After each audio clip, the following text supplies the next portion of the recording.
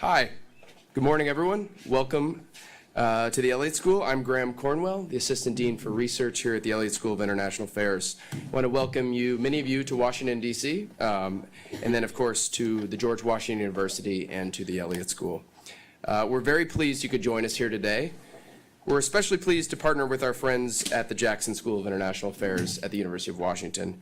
Our Dean, Ambassador Ruben Brigady, could not be here today. He sends his regards, his apologies, and also his sincere thanks to our many partners in this event, especially Joyce Noonan, Monique Thorman at the University of Washington, the Jackson School, the Jackson Foundation, the Carnegie Corporation, Title VI National Resource Centers, and then here at GW, Robin Kahn and Anthony DeSantis for helping organize this event.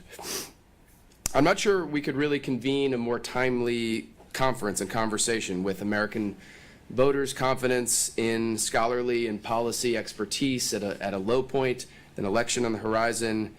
The panels today are really asking the critical questions about how we regain the public's trust and how we adapt higher education to new foreign policy realities. This is, of course, not a problem really unique to our field, to the foreign policy community, but as we tackle these problems, I think we can also consider how other disciplines are approaching the problem of public confidence and how that might inform our way forward. One of our core missions here at the Elliott School is to bring scholarly research into policy and practice. We're uniquely situated to do so. Just 2 blocks from the White House, 2 more from the State Department, 2 more from the World Bank and the IMF. We also care deeply here about how our scholarship influences our teaching and our training of the next generation of policymakers and foreign policy practitioners. So it's on this note that I welcome you all here today and to thank you for what promises to be a really lively and important conversation. And I think I'll turn it over to Reşat Kasaba of University of Washington now to make some more remarks. Welcome. Well, thank you very much, Graham, and thank you all for coming. The University of Washington's Jackson School has been holding these annual gatherings in Washington, D.C. For several purposes.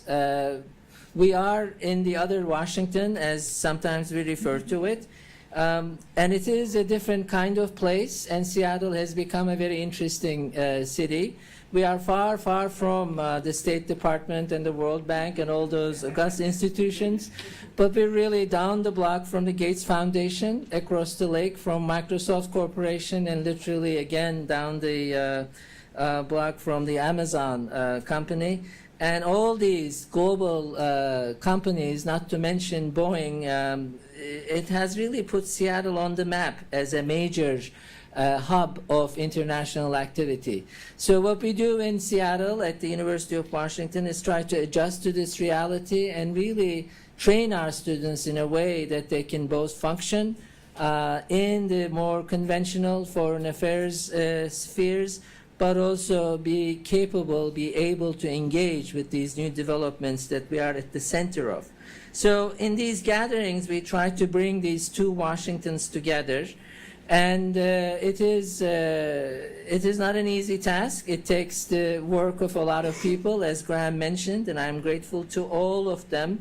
And it is very rare that I have most of our funders and supporters under one roof. You will hear from Lara Iglitzin, Executive Director of the Henry M. Jackson Foundation, our close friend and supporter for many years. And in the last 3 years, we've also benefited from the support of the Carnegie Corporation, and Stephen Del Rosso is with us this morning, and that has been a very good partnership in terms of bridging this gap between academia and the policy world.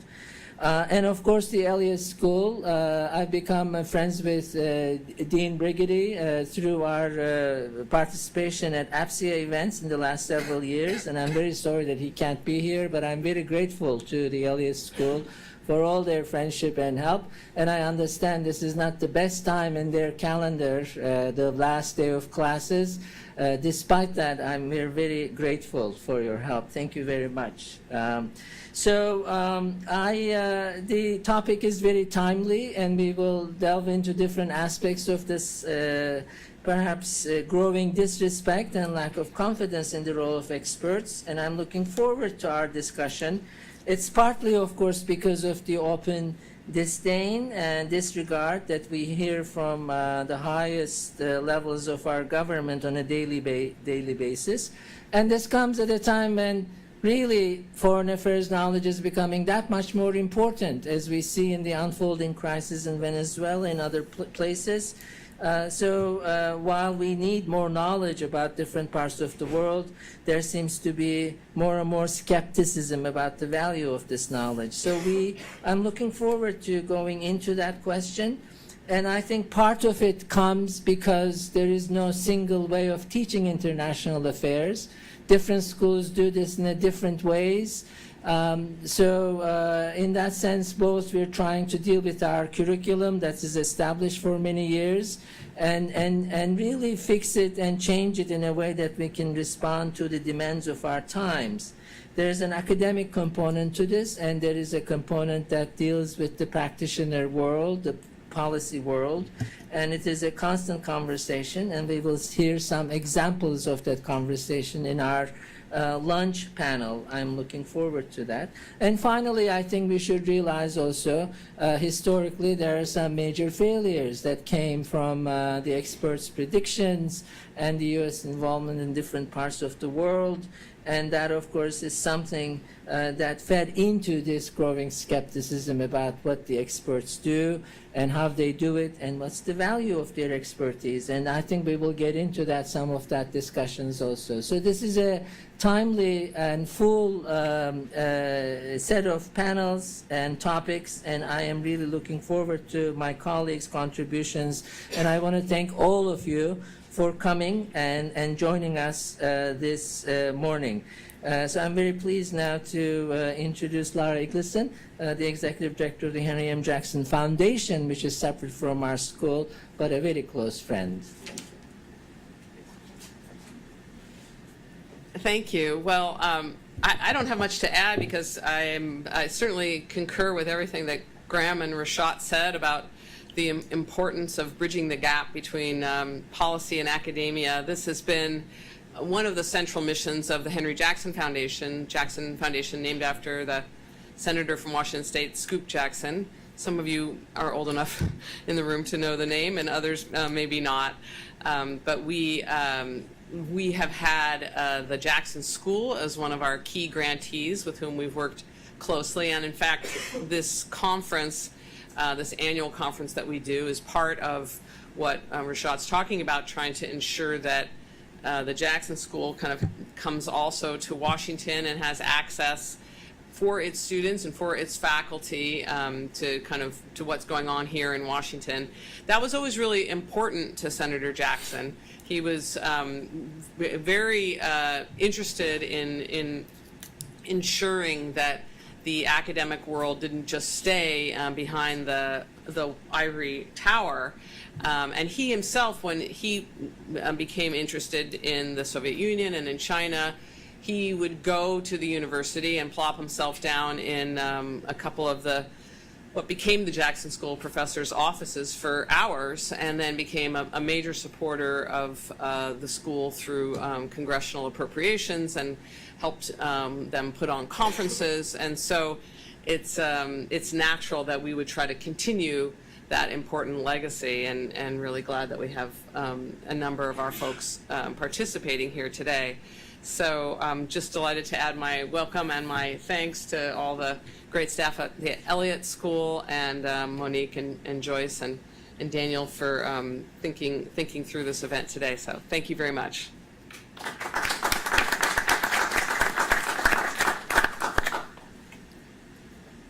Now I'll take my other microphone. Okay, so in my role as moderator, I will thank you all again for being here. And we have had a change in our panel. Chris Kojm is standing in for Rachel Stein, and I think he's going to add a really important element to our conversation today.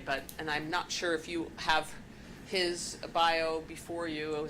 I don't know if that was passed out or part of the thing, but we'll get to that later. But as was talked about, obviously the purpose of today is to really, think about how to raise the standing of foreign policy punditry and advice.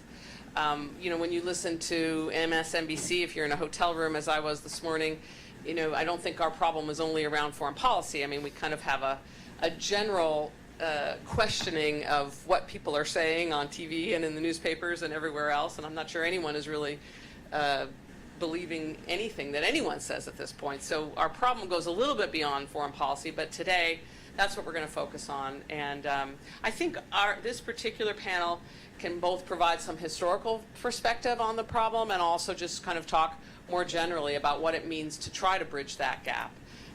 And so we'll start today with Professor Henry Now, who is a professor of political science at the Elliott School. And he is, among other things, you have his bio, but he's very experienced in working with Congress and the Japanese Diet and the South Korea Assembly in terms of trying to get those worlds together. So I think he's a good exemplar of trying to look beyond the academic world and see what's going on in the real world. So, Henry, will you start us off? Sure. Thank you very much. And I'm delighted to be here and particularly to play a role in uniting the two Washingtons. I like that description of we need more Washingtons around the country in order to bring the whole country together. I was told that the last minute that I was leading off, and I said, well, gosh, that's good for me because maybe I'll be done then before I reach the time for my mid-morning nap. And my host said, well, That was the plan. that was the plan. I said, well, but I might start you off on a controversial note. And they responded and said, that's okay, because that may keep the audience awake. So let me do that. I'm going to speak broadly about the relationship between expertise and public policy. And it's a subject that intrigues me. I haven't done research on it recently, but I did do an essay a few years ago that appeared in the Oxford Handbook of International Affairs on the relationship between between the scholar on the one hand and the policymaker on the other hand. Now that relationship straddles a relationship that I've experienced in my own career, having twice been in government, once in the State Department in the mid-'70s and again in the early '80s in the Reagan administration. And what I'd like to do is kind of take some thoughts from that essay and apply them now to the question of the relationship between the expert and the public, because that seems to be more of our problem today than a few years back when we were worried about to what extent public expertise or scholarly expertise was being accepted in the policy-making arena. We're now worried about the extent to which which scholarly advice is being listened to at all in the public arena. Now, I'm going to conclude, rather controversially, I suppose, that I think most of the problem, responsibility for the problem that we have today rests on the shoulders of the policy experts, rests on the shoulders of the social science experts, less so than on the public. They've lost the confidence of the public, along with other institutions in our society. And I want to ask the question of why has that happened? And I'm going to take the side of the public to stir up some controversy and suggest that maybe most of the burden lies on sort of corrections that we might take in the scholarly world, in the expert world. I'm going to make 3 points, and pardon me if I struggle from time to time. I've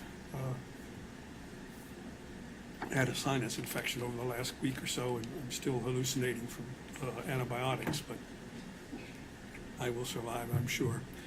The first point I want to make is that, look, the social science expert really doesn't occupy a privileged place in a Republican system of government.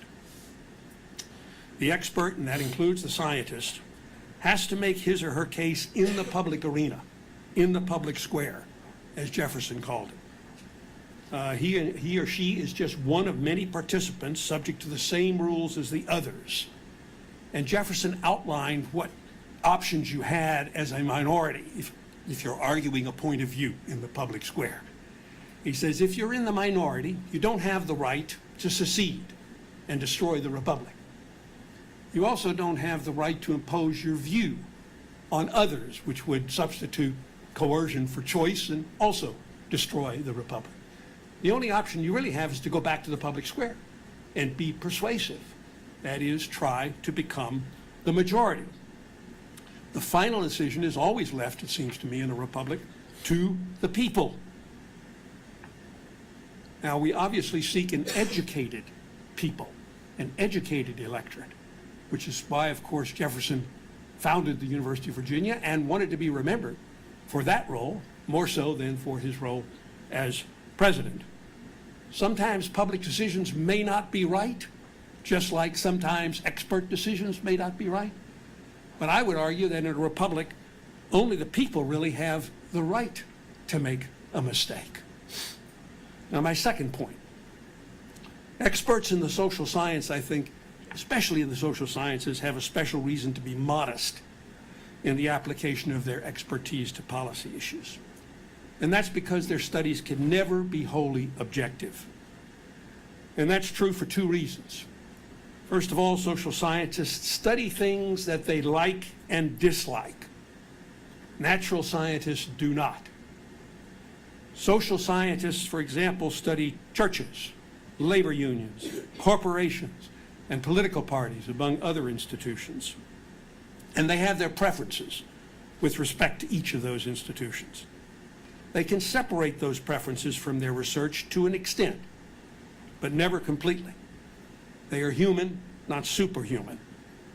Natural scientists, by contrast, study physical objects, quarks, electrons, planets, etc. They neither like nor dislike the objects that they are studying. They can be more objective than social scientists, but also they can never be totally objective, as we know from the philosophy of science. They have to work, too, in an intersubjective world.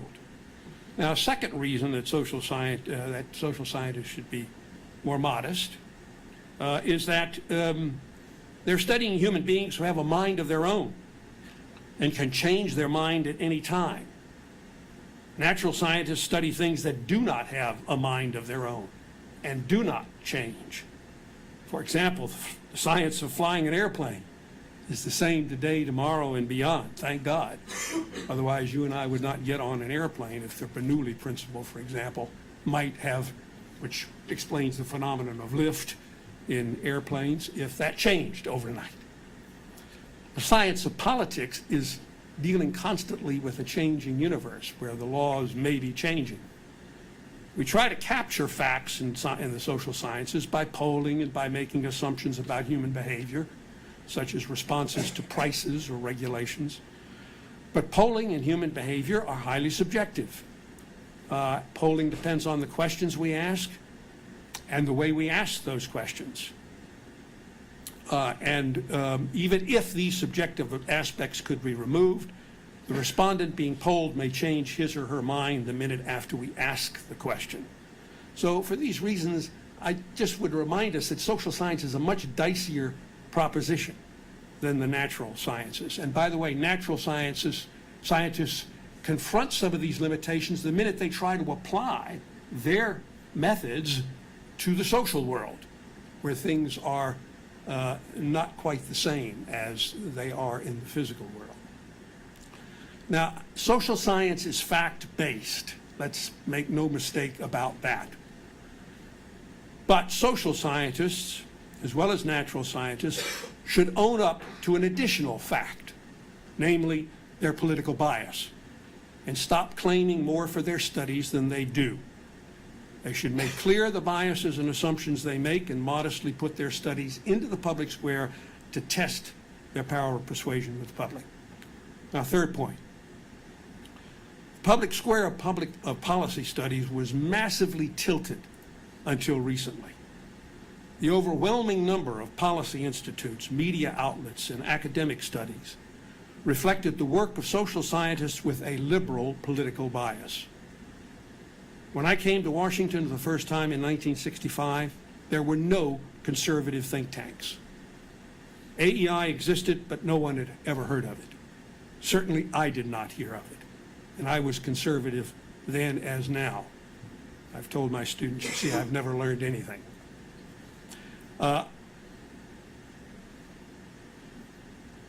Today, so as a student, I went to the Brookings Institution and to the Carnegie Endowment and felt a bit like a fish out of water. Experts always studied how markets did not work, seldom how they might work. Often studied how government programs worked, never how they did not work.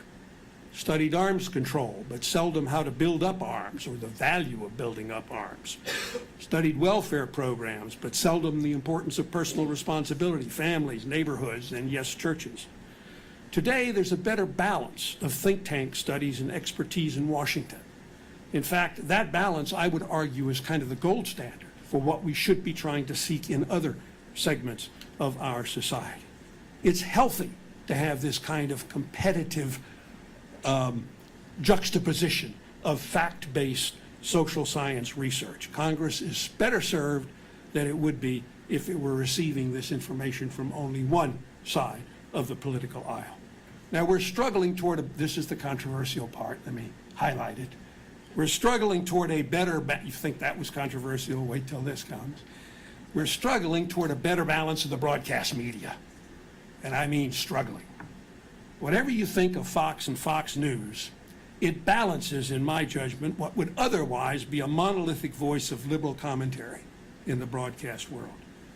If you listen to the news, commentary, and opinion programs of both CNN, or MSNBC, and Fox, I would argue you would be much better off than if you listened to only one. The issue is not fake news. The issue is what facts are reported and what facts are emphasized. Political bias inevitably tilts the message. Now, the effort to find balance in the academic world hasn't even begun. That world, my world for the last 50 years, is overwhelmingly liberal. It will change, I hope, eventually, but not quickly. And it should change.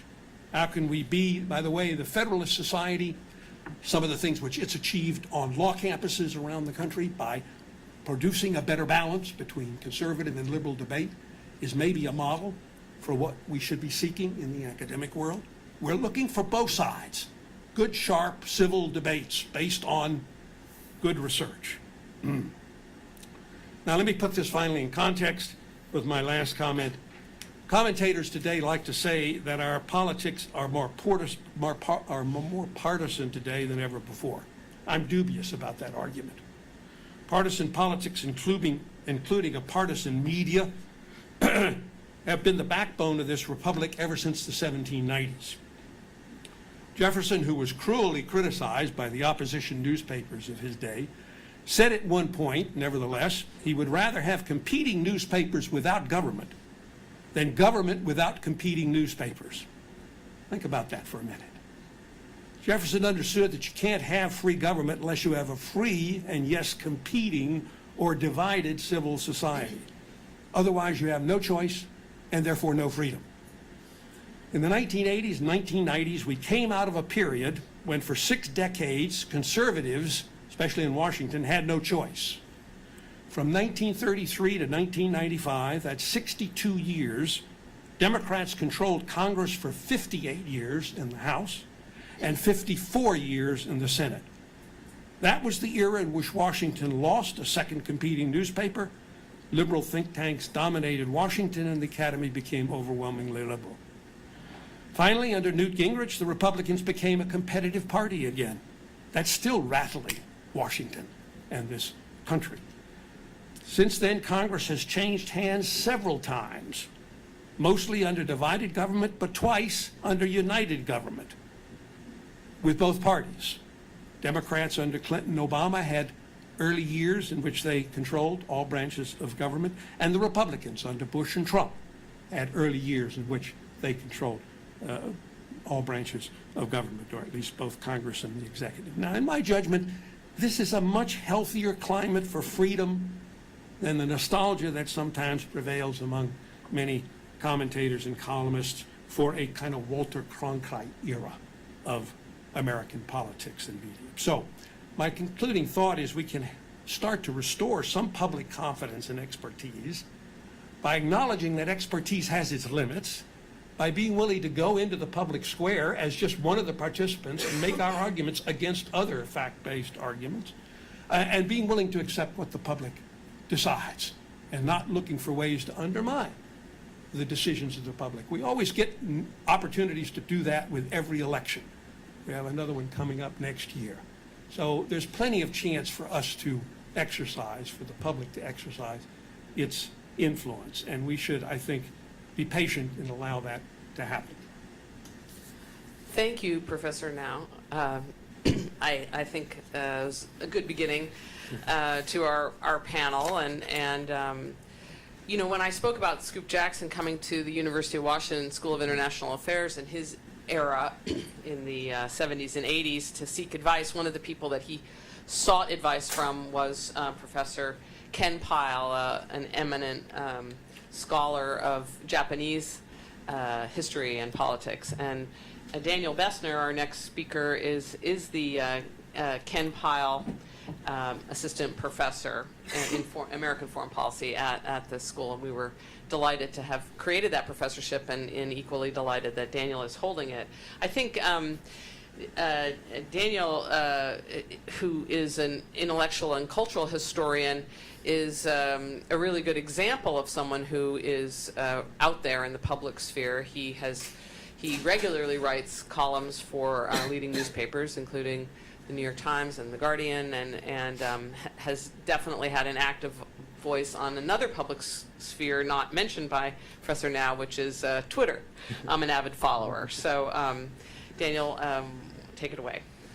Thank you very much, Lara, and thank you to everyone for coming today. I really appreciate it. So in August 2016, 50 Republican national security officials published a letter opposing Donald J. Trump's bid for the presidency. This group, which included such well-known experts as Aaron Friedberg, Dov Zakheim, and Philip Zelikow, declared in no uncertain terms that, were he elected, Trump would, quote, put at risk our country's national security and well-being, end quote. The letter sank without a trace within days of its release. The public had no desire to heed the so-called experts. On the Fox News website, where one might expect Republicans to receive a fair hearing, commenters lambasted the GOP signatories as members of a disgraced establishment in which they had no trust. This vitriol affirms what had become increasingly obvious in the last 5 years or so. Americans have lost faith in foreign policy expertise. This diagnosis is troubling and raises two critical questions. First, why has the public spurned the experts when it comes specifically to foreign affairs? And second, how can experts restore the public's trust? Now, of course, the most proximate reason why experts have lost legitimacy is the Iraq War, in which the U.S. military suffered tens of thousands of casualties and spent trillions of dollars to achieve very little. During his primary campaign, Trump stood out from a crowded field by excoriating the war. He repeated his criticism in every general election debate. Then, as president-elect, he discredited the expertise of U.S. intelligence agencies by stating, "These are the same people who said Saddam Hussein has weapons of mass destruction." More acutely than the experts who pronounced him unfit for office, Trump realized that the public has neither forgiven nor forgotten experts' role in initiating one of the longest and most fruitless wars in U.S. history. But another source of the present crisis has been overlooked. Foreign policy experts have for too long isolated themselves from the public. Staying confined to the Acela corridor, experts have failed to engage citizens where they live and work. Worse, experts typically tell the public what must be done instead of presenting multiple options from which the public can choose. They thereby deny ordinary people their due as the ultimate decision makers in a democracy. No wonder the public is showing the back of its hand, refusing to take experts seriously. In order to restore public trust, foreign policy experts must engage citizens in different, more democratic ways. Fortunately, American history offers guidance for bringing experts and the public back together. In the early 20th century, experts formed the first professional organizations dedicated to improving American foreign policy. From the start, these groups were animated by two rival intellectual strands, one elitist and the other democratic. The stakes were set forth in the 1920s by the journalist Walter Lippmann and the philosopher John Dewey. On one side, Lippmann asserted that in modern society, ordinary people were too ignorant to make wise political decisions.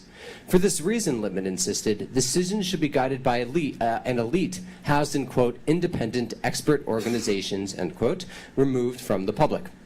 On the other side, Dewey retorted that democracy without the demos was no democracy at all. Although Dewey affirmed the importance of experts, he claimed their role was to assist the public and not replace it. Through expert guidance and public education, citizens would become enlightened and empowered to act politically. From the vantage point of 2019, it's striking how Deweyan America's first foreign policy experts were. Consider the three most influential groups established in the wake of World War I: the Foreign Policy Association, or FPA, the Institute of Pacific Relations, or IPR, and of course the Council on Foreign Relations, or CFR. Each aimed to educate citizens no less than to advise policymakers. The FPA, for example, set out to make information and discussion, quote, readily available to an ever-widening public, end quote. The IPR went so far as to bar government officials from its meetings until World War II. It sought to cultivate, quote, the relations of man to man and nation to nation, end quote, in the words of founder Frank Atherton, a Hawaiian businessman who believed mutual understanding was the route to peace. Even the CFR, the group most oriented toward government officials, devoted significant resources to adult education, for example, publishing the journal Foreign Affairs. Far from cloistering themselves between Boston and Washington, foreign policy experts formed local branches to host discussions of pressing geopolitical issues. By 1943, the FPA estimated that 726,138 Americans had attended public meetings in its 19 branches. IPR chapters dotted the West Coast, connecting Americans with experts across the Pacific Ocean. Similarly, in the lead up to World War II, the CFR formed regional councils based in cities like Des Moines, Houston, and Louisville. As one CFR officer observed, the councils provided the New York headquarters with listening posts to sense the mood of the country, and they proved an important source of information for foreign policy analysts. Crucially, the experts who worked for these organizations between the 20s and the 40s often approached citizens with respect and a desire to learn from them. Whereas today, experts tend to push particular agendas upon the public, they originally helped citizens to weigh competing policy alternatives. The difference becomes apparent when one compares, for example, the Brookings Institution's 2017 National Security Strategy with the original 1942 version from which it claims to take inspiration. The new report, endorsed by 10 bipartisan experts, recommends a single, quote, national security strategy for the 45th U.S. president. Its authors explains that they, quote, all come from the internationalist school because general agreement is a necessary precondition of writing a meaningful report, end quote. In fact, the opposite is true. Expert uniformity dulls any sense of possibility and choice. The report is unlikely to circulate beyond Washington, and hasn't really, where it was announced to the public, really a community of policy wonks. Back in 1942, though, Brookings experts took a very different view. Titled Peace Plans and American Choices, their national security report presented pros and cons of about a dozen alternative policy positions, ranging from unilateral world mastery, the one the United States eventually chose, to multilateral UN cooperation, to federal union with the British Commonwealth.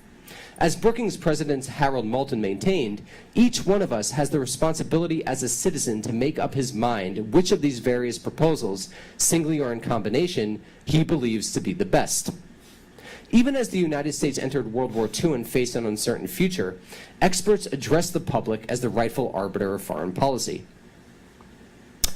While democratic and elitist attitudes had always competed for influence, it was not until the Cold War that Lippmannite elitism decisively triumphed. Facing an atomic standoff with a Soviet superpower, experts across the emerging military-industrial complex determined that the perils of international politics were too dire to be left in the hands of ordinary people. What's more, the rise of Nazi and then Soviet totalitarianism indicated that publics were prone to manipulation and belligerence, a lesson that also seemed to apply to the American public, which, of course, throughout the 30s had responded to Hitler with calls for neutrality. So the elitist faith was actually quickly institutionalized. In 1947, Congress created the National Security Council and the Central Intelligence Agency, two groups subject to scant public oversight, and which it was, of course, through the NSC that people like Henry Kissinger were able to enter the foreign policy elite. Experts either entered the burgeoning state or formed organizations to serve it. They flourished in new think tanks like the Rand Corporation and the Institute for Defense Analyses that catered to the military. Meanwhile, their older, more democratic counterparts languished. The IPA fell victim to McCarthyism in the 1950s, and the FPA lost influence and funding in the 1960s. The community of foreign policy experts grew insular, concerned more with exerting influence in Washington and less with helping to build a broad and engaged public. Yet in a sense, the system worked. Experts enjoyed public credibility in the context of the nation's perceived existential struggle against Soviet communism. The Cold War provided a shared popular elite rationale for American foreign policy, in part because the country confronted an adversary that possessed the capability and avowed intention of burying the liberal capitalist West. Just about every U.S. action could be justified as a response to the Soviet threat, albeit with varying degrees of plausibility. The superpower standoff, particularly its nuclear dimensions, granted experts broad authority to act in the name of ordinary citizens. Even after foreign policy experts came under popular attack during the Vietnam War, they managed to emerge with their legitimacy intact. True changes were made. Military recruiters and certain research institutes were pushed off university campuses. Amnesty International and other groups promoted the new principles of human rights, and Congress asserted itself against the imperial presidency. CFR members got younger, more diverse, and more numerous. In retrospect, these changes look more impressive than the inertia that would follow unpopular wars in Iraq and Afghanistan decades later. Still, it was clear by the 80s that the Deweyan ideal had not prevailed. If the Vietnam War damaged the credibility of experts who had promised to modernize the peasantry and defeat communism, the rise of neoliberalism meant that experts placed no greater value on the democratic potentialities of the public. In some cases, expertise became less democratic than before. For example, university researchers escaped scrutiny by becoming private consultants, detached from the public as well as former academic colleagues. As a result, the landscape of foreign policy expertise in 2019 remains recognizable as the ground tilled in 1947. Only this time, the system is very clearly not working. After the Soviet Union collapsed and as the U.S. economy and the war on terror stagnated, experts in the public lost a shared rationale for American foreign policy. A chasm has opened up between the relatively minor security threats the nation faces today and the massive scale of U.S. political and military commitments abroad. Already the disparity has exerted persistent pressure either to inflate threats, as Presidents George W. Bush and Donald Trump have done in different ways, or to downsize America's world role. In short, the Cold War logic that granted expert legitimacy has broken down and no one has developed a replacement. It becomes no surprise that the ignored and disregarded public has begun to resist expert claims to authority. Now today, manifold think tanks make a concerted effort to engage the public through the online publication of reports, proceedings, and speeches. They also connect their analysts with students and scholars in universities. Despite these sanguine developments, however, the foreign policy establishment remains structurally undemocratic. The same experts who laud the value of face-to-face diplomacy scarcely interact with American citizens outside the Northeast coast, relying on digital communication to replace personal interaction. They conceive their role narrowly, first and foremost, to offer the best recommendations to policymakers. If ordinary citizens happen to listen, so much the better, but reaching them is largely incidental. In effect, the public is asked to receive and assent, not empowered to choose and direct. This structure is no longer viable, especially after some of the worst foreign policy errors have seemed to come from experts themselves, who either supported or weakly opposed the Iraq War. Candidate Trump acknowledged this reality when he gave his first major address on foreign policy in April 2016. Quote, "It's time to invite new voices and new visions into the fold," Trump declared. Trump did not dismiss, I think it's important to note, the utility of expertise altogether, and I think this is where people really miss it. They say Trump doesn't promote expertise, I don't think that's quite right. To the contrary, Trump pledged to seek out, quote, talented experts with approaches and practical ideas, rather than surrounding myself with those who have perfect resumes but very little to brag about except responsibility for a long history of failed policies and continued losses at war, end quote. Trump explicitly called for new and better experts and accountability for those who had failed. That it failed to a real estate developer and reality TV star to take such a position proved how dire the situation had become. Experts were too insulated to face up to their crisis of legitimacy and change themselves. And indeed, as president, I think Trump has drawn on alternative networks of expertise. So Islamophobes like Stephen Bannon, a former screenwriter and editor of Breitbart News, or Sebastian Gorka, who received his PhD from Corvinus University of Budapest, occupied critical positions within the first national security apparatus. And today, it's regular old standbys like John Bolton, who are really influential in foreign policy making. So what could we do to change this relationship and expertise? And what I'd like to do is end this talk by suggesting that we take 5 essential, if admittedly difficult, measures. First, expert institutes and networks must become facilitators of democratic deliberation. Appeals to authority and meritocracy that proved effective during the Cold War no longer suffice. Going forward, foreign policy experts should interact with an array of citizens when developing recommendations. Rather than advocate a single course of action, they should present the costs and benefits of alternative policies that either seem intellectually plausible or command popular support. In so doing, experts may well benefit from learning how ordinary Americans actually define their interests and that of the nation. For example, poll after poll shows that Americans have no interest in fighting the endless wars in which the United States has been engaged since 9/11. Second, think tanks can create local branches that extend beyond the Acela corridor. Such actions will show ordinary citizens that foreign policy experts respect and desire to engage with them. Local branches can organize talks, discussions, and debates that welcome diverse segments of local communities. Through such fora, experts can learn to appreciate how foreign policies impact different demographic groups. At the least, experts who actually land in flyover countries should not be blindsided by the next insurgent campaign like Trump's. Third, foreign policy experts would do well to frequent non-traditional media outlets through which large communities of Americans discuss politics. Right now, experts gain professional recognition for appearing on vehicles run and consumed by other experts. They get less credit for venturing onto right and left-wing radio shows or niche websites and podcasts with whose hosts they may disagree. But these venues matter to a variety of engaged constituencies and have outsized power in our polarized era. Experts ought not to cede this terrain to ideologues. Fourth, it is in the interest of experts and the public alike to support a stronger role for Congress in the foreign policy process. Since the 90s, Congress has ceded authority and initiative to the executive branch. It has lost war-making powers and voluntarily degraded committee investigations and hearings. If this trend continues, the public will lose its best channel for influencing foreign policy. It will have little reason to form responsible views on international issues and to take expert advice seriously. In addition, an active Congress can make experts more responsible by combating overclassification and bringing transparency to records of government purchases from think tanks. Finally, foreign policy experts must build a culture of accountability. Citizens deserve to know that individuals who contribute to disastrous foreign policy decisions will no longer be welcome within the foreign policy elite. While experts are entitled to defend their record, they should face significant professional costs for supporting unwise policies. A culture of accountability will rebuild citizens' confidence in experts and, in turn, incentivize experts to give judicious advice in the future.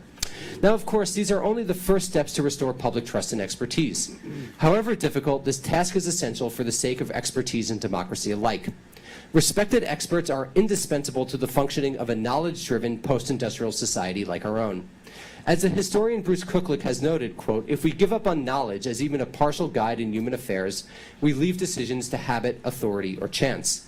What alternatives do we have to the patient and systematic investigation of phenomena and the exploration of causes and consequences, end quote. I think Kukluk is right. But experts need to appreciate that the reverse is also true. If we give up on the public, then we abandon self-government for rule by an unaccountable and unrepresentative few. For this reason, foreign policy experts must re-engage the public to encourage the participation of ordinary people in world affairs. Otherwise, the populist groundswell that enabled Trump's victory will grow ever more suspicious of an inward-looking elite. For decades, American policymakers debated how to use foreign policy to promote democracy around the world.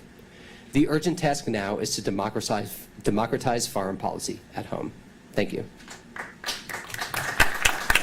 Thank you, Daniel. I mean, I guess one question that maybe we can talk about later is maybe one person's disastrous policy advice was someone else's great idea. But anyway, that's just one thought. So next we have Nora Bensahel, who is a visiting professor at Johns Hopkins. And Nora is an expert on U.S. defense policy and military policy, and has been in and out of the academy, and I think can really shed an interesting light on the perspectives of the defense and military sector. So thank you for joining us. Great. Thank you very much for that introduction. It's a pleasure to be here today, and I particularly appreciated the framing of this conference in terms of bridging the gap, because I like to think that I embody that in my own career. I mean, I started my career getting a PhD from Stanford, so I, check all the academic boxes. And I'm based at a university now, but I've spent most of my career in the think tank world, in the advisory world. I still do a lot of those things, as I'll talk about a little bit. I write a column for War on the Rocks, which is a well-read defense publication. I do a lot of work with the U.S. military in addition to doing teaching and research. But I do think this idea of bridging the gap is critical to the topic of what we're talking about today. And I'd like to give a particular shout out to the Carnegie and Steel Del Rosso for sponsoring a project. If you haven't heard about it, it's a project called Bridging the Gap that offers trainings to graduate students and faculty on how to work with, how to be more policy involved, to get their ideas out into the public square more effectively. And I'm publishing a book with their book series with Oxford in March, which is also an option for people looking to speak to both worlds. So that's my public service announcement for how you can bridge the gap before I get to the topic of what I was asked to talk about today. I come to this panel from the position of being an expert, and I'm going to use quotation marks for that, in that I've been in the policy world, and most of my career has been devoted to trying to influence public debate, influence people inside the government and outside the government to help sway their views of things, help shape their views, and ultimately to help affect policy decisions. I was asked to talk about the public's current perception of strategic and defense experts. That's the piece of the foreign policy world that I come from. I don't purport to speak for the whole community, but I'll tell you about my own experiences. But also how that's changed over my career. And so I'm going to do that in reverse order, talking a little bit about what I saw when I entered this field more than 20 years ago, going on 25 years ago now, and sort of where we are today.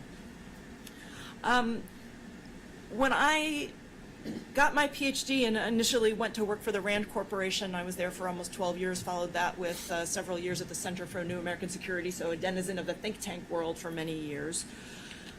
I think that the confidence in the role of experts and the fact that experts had something to contribute was always assumed. And I don't just mean within the expert community. I think that was not a particularly controversial stance with the population. I think that facts were agreed on as facts, and I think that is a lot of what has changed today.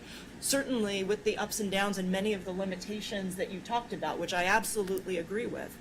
But I don't think that there was much discussion about whether experts had a role to play or not.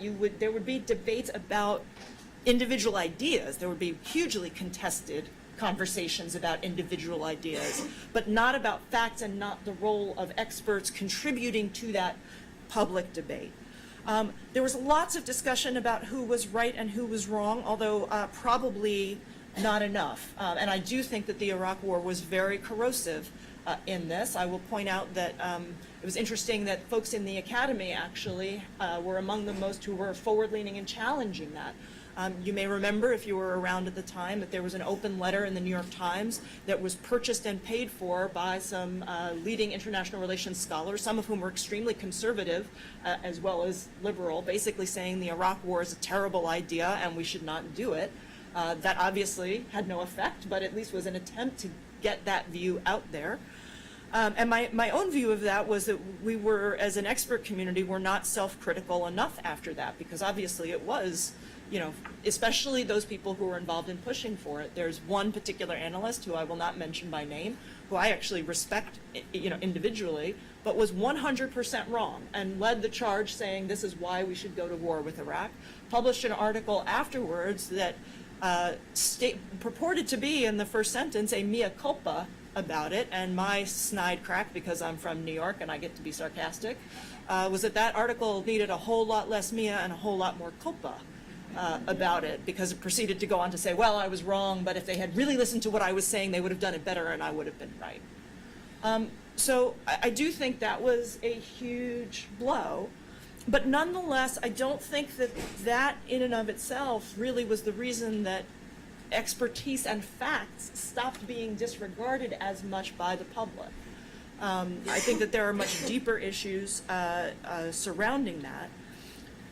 But the debates among experts at the time were really about how best to implement foreign and defense policy. I don't think I would have seen it as such at the time. I don't think I would have described it as such at the time. But I understand it in retrospect as having a great deal of debate about what the best ways to implement decisions were, but not about what they were themselves. And I'll talk more about that in a second. Then the 2016 election came along, and yes, it was a shock, I think, not just for experts in the foreign policy community. I think it was a shock for a lot of people who believe in facts as the core of their being, because facts really came into question during this election campaign. Candidate Trump said a whole lot of things that were patently untrue and didn't matter in a lot of policy elections. The American public chose to vote for him anyway, and I think that was deeply unsettling for anybody who makes their living or cares about the role of fact. So this is obviously a much bigger conversation beyond the foreign policy, national security community, because that was true in domestic policy debates as well as foreign and national security affairs. It's far beyond my scope or capability to diagnose all of the various facts that led into that, but it is a larger issue.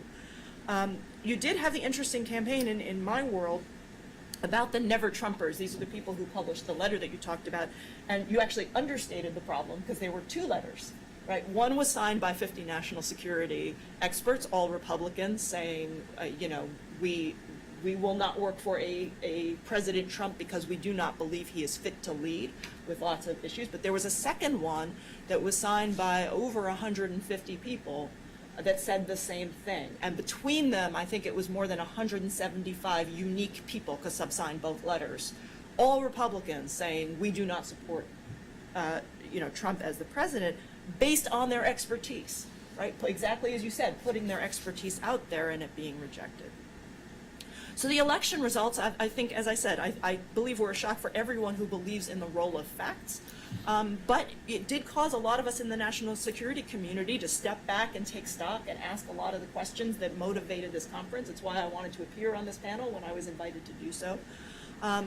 Because of this broader challenge of what do you do in an environment where it's not just expertise doesn't matter, but facts don't matter. How do you start to rebuild that? And I will say there's been a lot of soul searching among the folks that I know in this community about what that meant for us so-called experts. What do we do? What is our part in that? And how do we start to overcome it?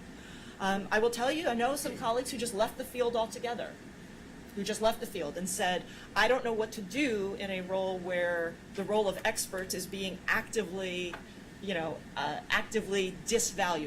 That's not an English word, but is being actively ignored, right? How do you try to affect a policy process when the facts that matter are no longer facts that are taken for granted? So some people have just left the field. Most of us have stayed, though, continuing to believe that we should still be trying to bring expertise and facts to bear on important public policy debates. But obviously, the huge question now is how do you do that in a world that has undergone so many of these changes? And I don't claim to have any key answers, but I will say that those of us who have stayed in this have realized that we have had remarkable agreement at least as a national security community, and I would say this extends to the foreign policy community more broadly, in that we have actually agreed on the fundamental principles of what the United States, what is best for United States foreign policy since World War II, regardless of party. And again, I'm not sure I would have understood this quite as clearly before 2016. And that has been a sense that the post-Cold War liberal order, I don't mean that in a partisan term, I mean liberal in terms of open order, the post-World War II liberal global order that the United States helped establish after World War II is still the best way for the United States to achieve the most prosperity, freedom, and security, and to help other people around the world achieve those things as well. There's controversy in that. There are people in our community who challenge that, and challenging that viewpoint is good, because I think we've taken that for granted for far too long.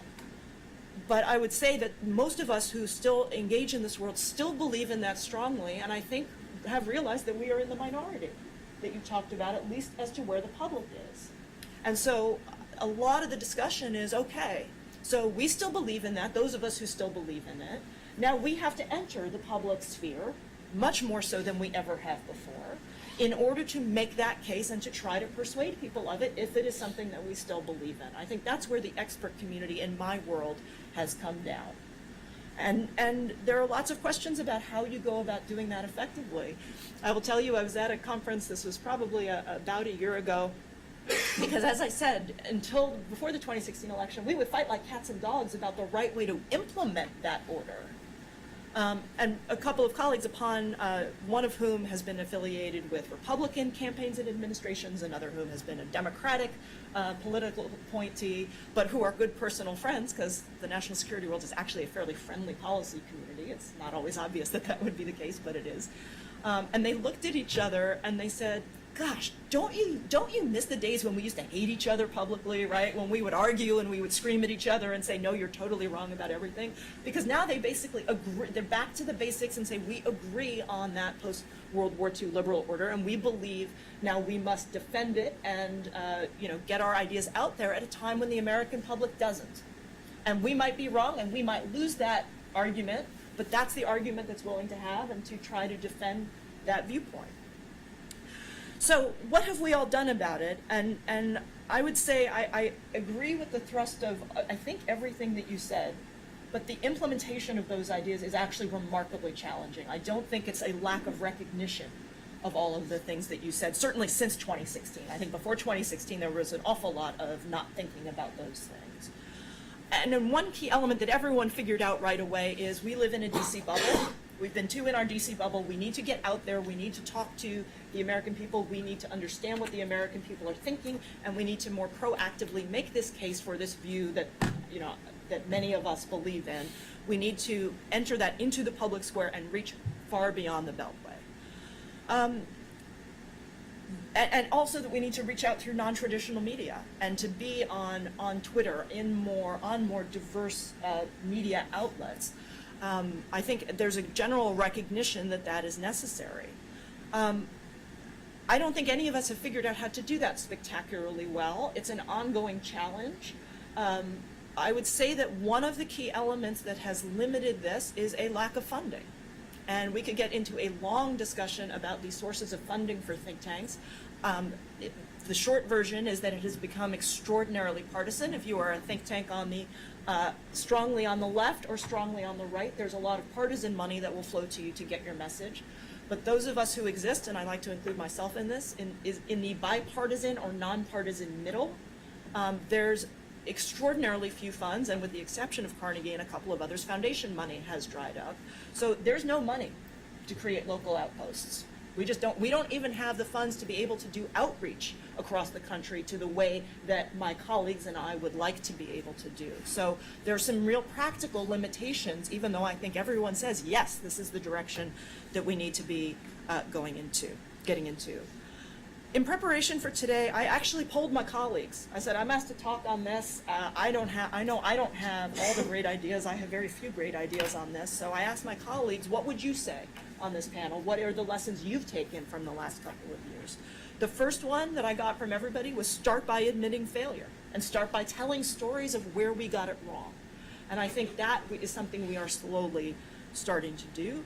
to be more humble and to acknowledge that we don't have all the answers, which is, I think, also long overdue. To listen more than we preach, again, something we should have been doing all along. One of my colleagues suggested that we share our personal experiences more and to share our own stories. And I will tell you, this one resonated personally with me. Because what I'm about to say is something I've never said on a panel before, even though it's true, and that I'm a product of the U.S. Agency for International Development. My father grew up in Morocco, came to the University of Pittsburgh on a U.S. scholarship, met my mother, and that was that, and here I am, sitting here today. Right? And I never thought of including that as a part of my bio and a part of my story. That, to me, is an example of the U.S. in a global leadership role, foreign aid and foreign development, and bringing students to the United States. I'm going to start talking about that when I give talks.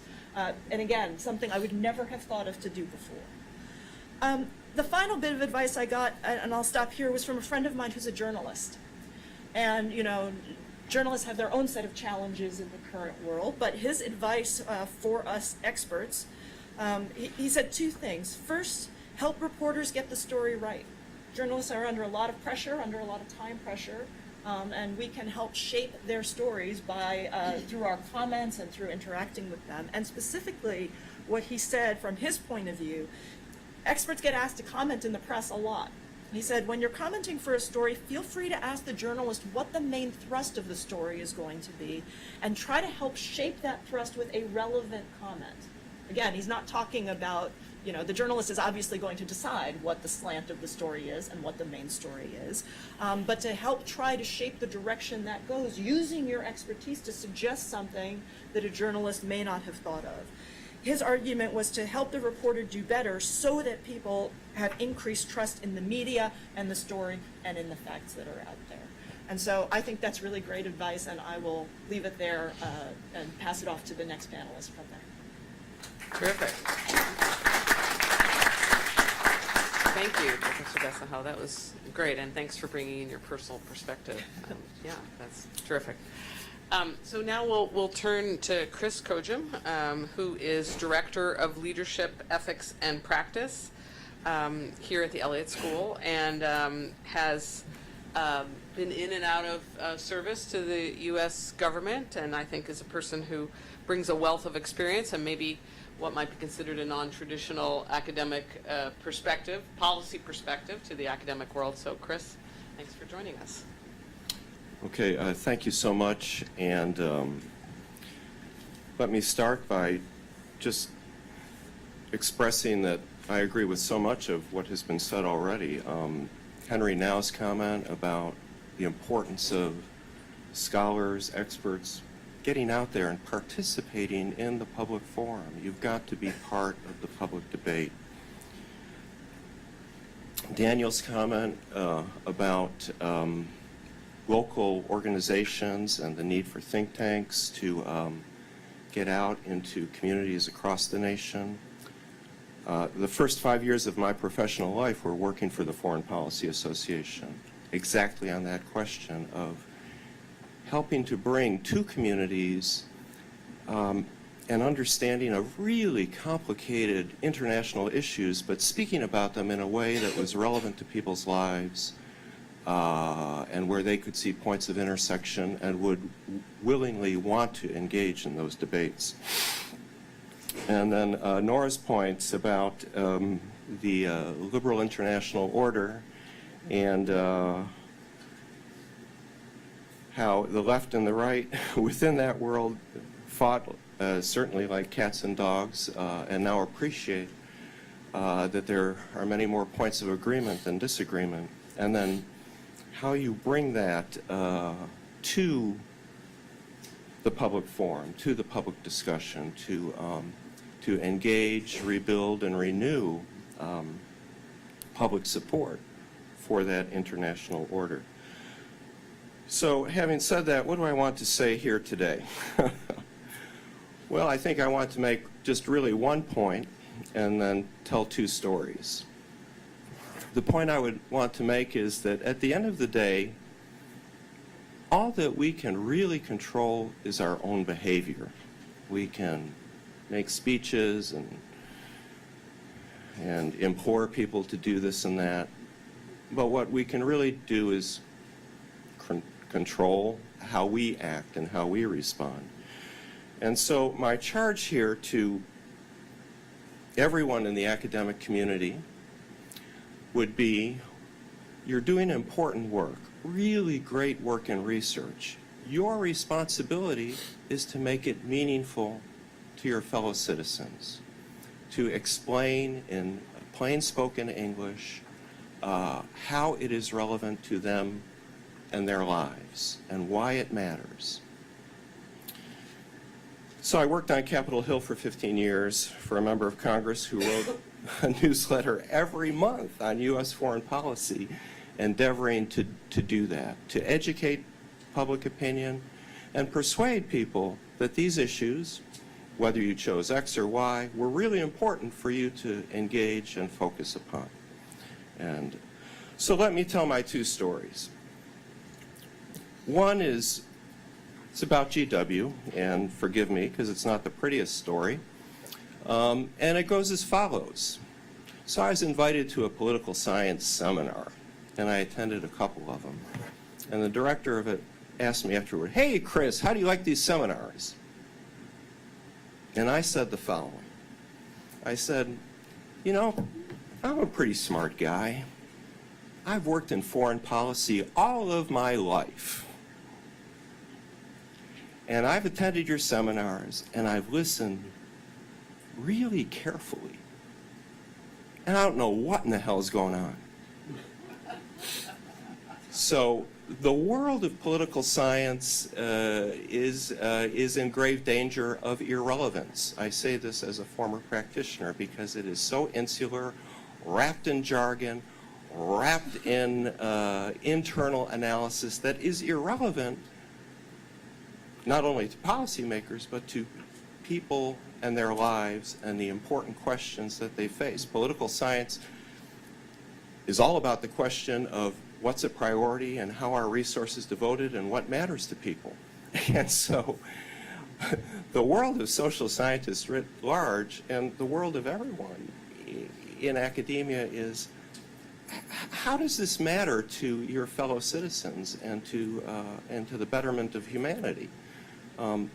Sometimes those connections are a little distant, but it's your responsibility. What you can control is to endeavor to make that connection with your fellow citizens. Okay, this Bridging the Gap project was mentioned, and Steve is over there, and the person I know best is his chairman of the board, Tom Kane, chairman of the Carnegie Corporation. And he and my former boss, Congressman Hamilton, worked on the 9/11 Commission report. And their guiding principle was, write it for people with a high school education. This story of 9/11 is deeply relevant to every citizen in this country. They want to know the story. Write it in a way that they can understand and relate to and makes a difference to them. And so that vehicle of the Commission report helped to guide significant change in the intelligence and foreign policy community after 9/11. So my point is that plain speaking about difficult and complex events is the way you drive the policy process, because you engage citizens, and as Henry has reminded us, and is most certainly true, they're the ones in the driver's seat. They make the decisions. Okay, so the last story, and it's favorable about a fellow school that's not the Elliott School or the Jackson School. It's about the School of Global and International Studies in Indiana. I was out there at a conference. It was about America's role in the world, and the last panel was about Indiana and the world. Okay, from the Washington perspective, it's like, God, this is as boring as can be. Indiana and the world. Who cares, right? That's the Washington perspective. I'll tell you, it was one of the best panels I ever attended, because there was someone from the governor's office, someone from Cummins Engine, someone from Eli Lilly, mayors from towns in Indiana, and they were drawing the connection. Indiana is the biggest manufacturing state in terms of its workforce in the country. It's a state, as we all know, that voted decidedly for candidate and now President Trump. At the same time, it is a state that is deeply aware of its international connections. It relies on trade, full stop. It relies on foreign investment, full stop. It has needs for a growing workforce. It wants more visas for more people to enter the economy. Mayors and governors noted our Hispanic population has doubled in the last 20 years.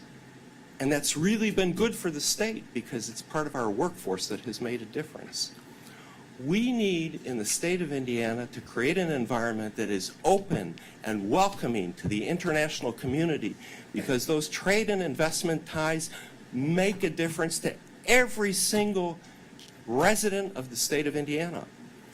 So this panel, which I thought I came this close to not attending, was one of the best panels I had ever attended because it did exactly what I believe bridging the gap or that or what everyone in the scholarly community should be doing, showing how America's international role and global engagement really makes a difference in people's lives, and how when you can demonstrate that, people will vote and will respond and make good choices.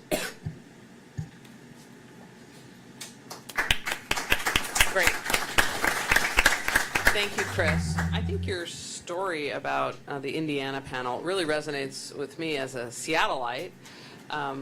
We have a very active World Affairs Council out in Seattle, and in working with the Jackson School, we often are putting on programs, or they often are putting on programs, and we can get a room full of 100 or more folks who are incredibly interested in Russian affairs or climate and foreign policy and China and all the rest. Sometimes I wonder that it's the same 100 people in the room, and they may tend to be of a certain older demographic. So it's an interesting issue, but there's a lot of engagement. Even as a funder. I remember when we had a human rights organization asking us for money, and part of what they wanted to do was influence the Washington, D.C. community, and part of what they wanted to do was go to a couple of different communities on the West Coast and talk about, why human rights are important to you as the public.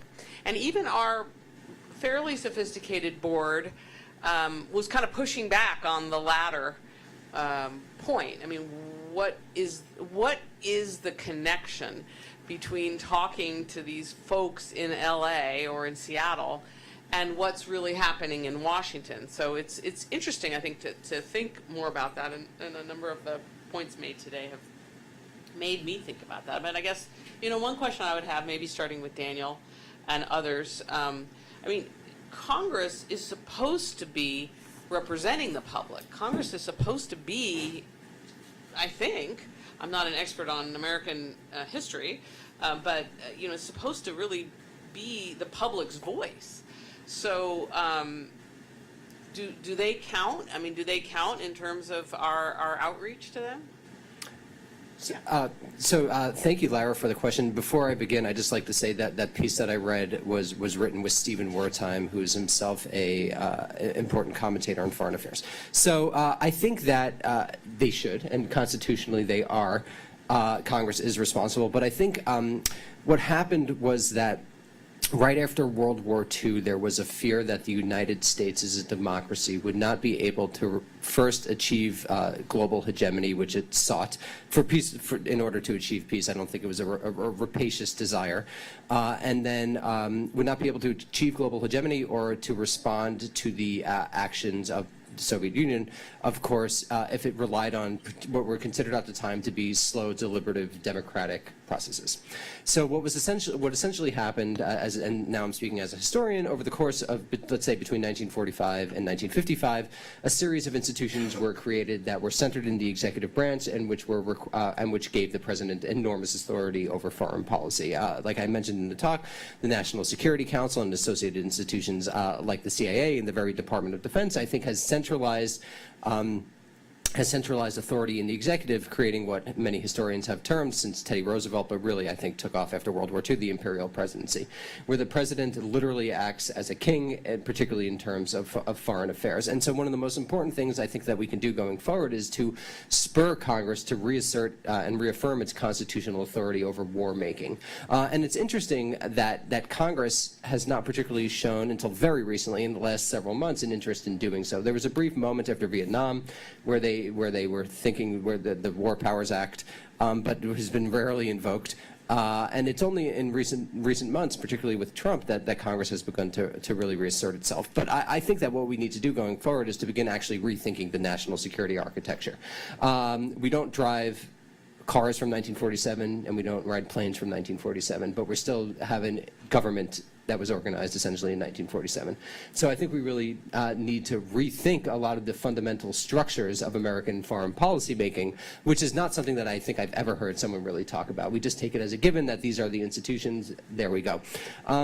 So I think that would be an important thing in the coming, really, it's a generations-long project, but without a trauma like World War II, which spurred this enormous moment of institutional innovation, what are new ways that we could think through to make new mechanisms and to make these foreign policy structures more democratic? And I just want to emphasize that I didn't mean to, I don't want to be read as calling for a restorationist turn to the liberal international order. I think it was like the Holy Roman Empire, which is neither holy nor Roman nor an empire. The liberal international order was neither liberal nor international nor an order, particularly when you look outside the North Atlantic. So I think that it is very important that we look forward and not backward for what we're going to do and how we're going to try to remake the United States' role in the world.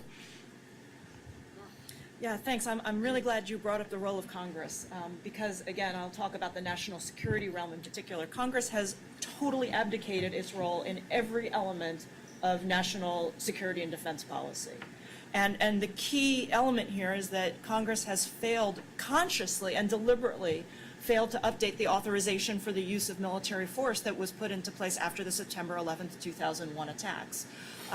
There have been efforts by think tanks, by the administration, by both administrations, to actually get Congress to create a new war authorization so that we're not relying on one that's, going on, it'll be 18 years old this fall, right? There are people who are about to vote who have been, have come of age entirely under a war powers, an authorization for the use of military force from a situation we're not in today. And I think that has helped destroy the credibility of experts and foreign policy folks, because you don't have the support of the public as expressed through their representatives on clear policies and parameters for the wars that the country is fighting. And again, there have been efforts in think tanks. We go to the Hill, we talk about this, we write about this in my community.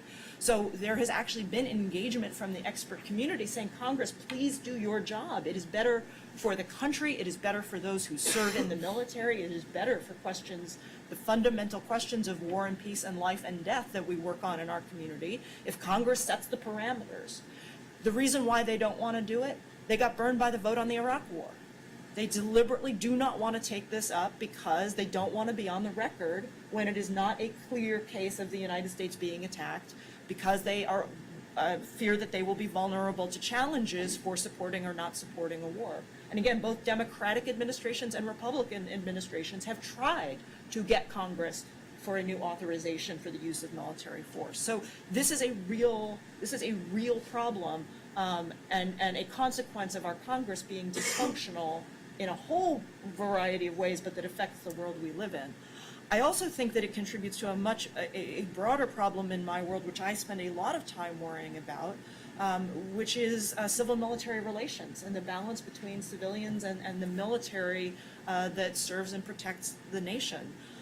It is a very big problem when you get a citizenry that's divorced from the people who are fighting the nation's wars, particularly when the elected representatives of the people are not involved in actively overseeing and setting parameters on those wars. You know, civilian control over the military is a key principle of our democracy, of most democracies, and it becomes very much harder when citizens are not involved in that debate, when they don't know people who are serving in the military, and when their Congress is not actively engaged in these issues. Just very quickly, I would say don't expect more from Congress than you are, able to comprehend in the public at large. They are indeed our representatives, and as the public has lost confidence in expertise, so that is now represented in Congress as well. It's intended to be partisan. I mentioned, of course, an enormous seismic change that the Congress has gone through in the last 60 years. It's not often mentioned, but it's very important in understanding, I think, what's happening and where we are today. We have a pretty good debate and a pretty good balance, it seems to me, in fact-based policy studies going to Congress. I've been at odds with my conservative friends for the last 25 years because I've been urging them to move away from Congress, where they have focused, Heritage Foundation, Cato, CSIS, the new conservative think tanks. They focused almost exclusively on Congress. They are now, by the way, moving out to local communities, Heritage Action, which I think is a good direction. So I'm not sure Congress is the problem. I think the problem lies elsewhere. And I'll give you two examples. Infrastructure, there is agreement. We now know, we've known it for a number of years, between Republicans and Democrats on infrastructure. Why doesn't the media play this up more? I saw it once on the front page. Watch now, watch that story. It's on about the 10th page at the moment, because of course it's been overridden by what the media loves. They love the conflict and they love the partisanship. Trade is another area where there's a growing consensus on these new trade agreements that have been, or at least a movement towards consensus. I won't say it's there yet, but, and there's a chance to really, achieve something. And even, by the way, finally, I would even take an issue that I'm not that familiar with, but I've lived it as everybody else in the world has, or everybody else in the country has, and that is race. I was struck, I didn't know about it, by the friendship that exists on Capitol Hill, where there's supposed to be no personal friendships anymore across the political aisle, by the friendship that exists between Mark Meadows, who's a Tea Party conservative Republican, and Elijah Cummings, who's obviously a very liberal Democratic congressman. Very good personal friends. It came out briefly. I think there was one mention of it in the newspaper. Why isn't that worth a 2 or 3 page story? Front page, Washington Post, with all the other stories that we get. Why isn't that worth talking about and seeing whether or not there are other examples of that sort of thing? There's a lot. So I would put more of the blame outside of Congress, quite frankly, on the media as well as on some of the establishment institutions. I'm a member of the Council on Foreign Relations. I think it's a wonderful organization. It has been left behind in this whole development over the last 2 decades. Sorry.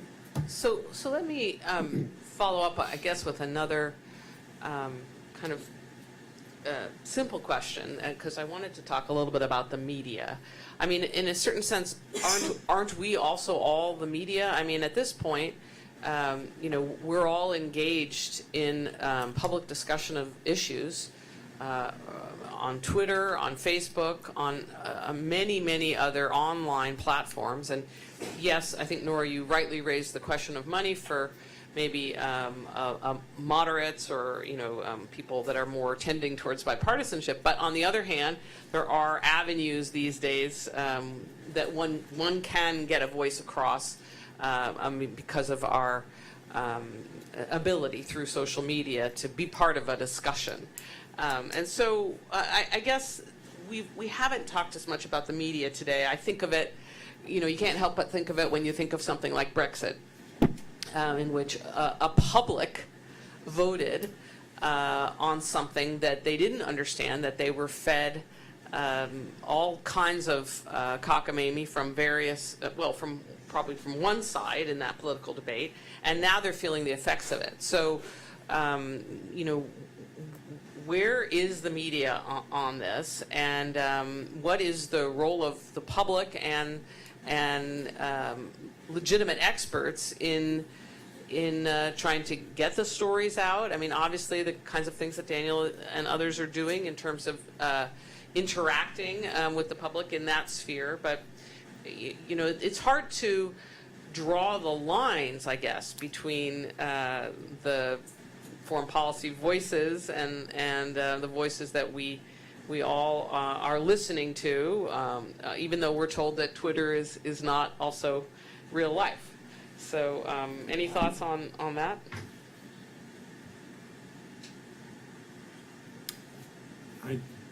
I've offered some. I think maybe Sure. others might want to Nora? add to it, yeah. Yeah, I'll jump in. I think the big, and again, this is far broader than foreign policy, right? This is about polarization in the country. You didn't used to be able to choose your own facts. We live in a media environment now where people are only seeing, hearing, and reading views that they already agree with, because different media outlets have different slants on things.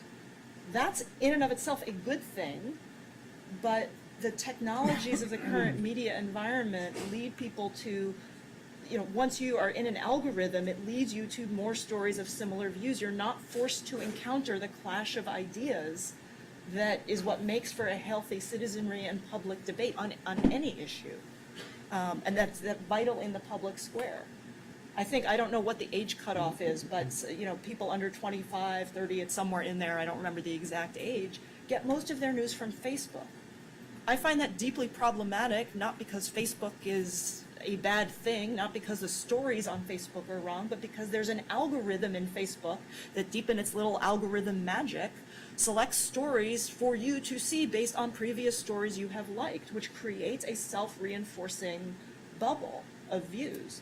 And whatever your views are, I mean, I agree about the fundamental nature of it needing contestation in the public square. That's why I said I am a strong supporter of the liberal international order, but I know that my views are not the only views, and they should be put up against people who don't agree with that, and the winner should be the best ideas that prevail. But you don't have those kinds of debates if you're only seeing, hearing, and listening to people you already agree with. And it's in that environment that, you know, the term fake news is overused, but we know there are disinformation campaigns on information out there. That's where that becomes so toxic. Yeah, I think that's right. And I think it's, with the media, it's important to disaggregate. So, for example, very few people, I think recent studies have shown, under 45 watch cable news. So that's also, so there are these different media spheres. So that's also important to look at. I don't think Facebook is under 25. People under 25 don't really use Facebook anymore. I think it's more like Instagram and Twitter. So there's a whole different realm. And actually, it's been shown that I think people over 65 share most of the fake news. So there's a lot of problems there. On another hand, the media has done itself no favors. For, I think, the first thing that comes to mind is Rachel Maddow talking for 2 years about the Mueller report, and then basically nothing happening, and her being unable to admit that she had totally failed, and then going down further into the conspiracy rat hole, which I think a lot of these media organizations have done, to say nothing of Fox News, which it does have real reporters, but is mostly, I think, it's opinion columnists, it's opinion, basically talking heads, basically trucking conspiracy theory consistently. So the media has done itself no favors, particularly for younger Americans. I don't think cable news will be around, for example, in 15, 20 years. I think there'll be a totally new way of viewing the world. So I think that's important. And it's also important to recognize that when we talk about open debate, I think, just again, as a historian, we have to recognize that the debate was not truly open, but remained within very serious strictures that were endorsed by, of course, the corporations that actually own this media. So if you were a true anti-war candidate, it was not very easy to get on news stations for 40 years.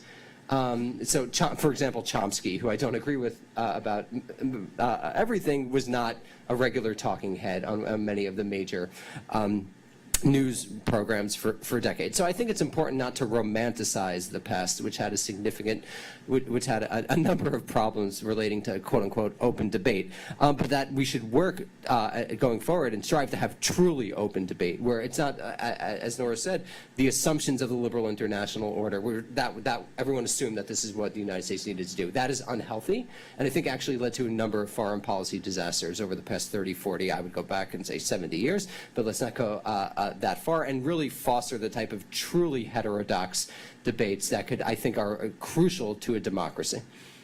So before we turn to all of you and your questions, Chris, I just wanted to get back to you. You gave a few examples and talked about, you actually, your quote was, plain speaking is the way that you drive the policy process.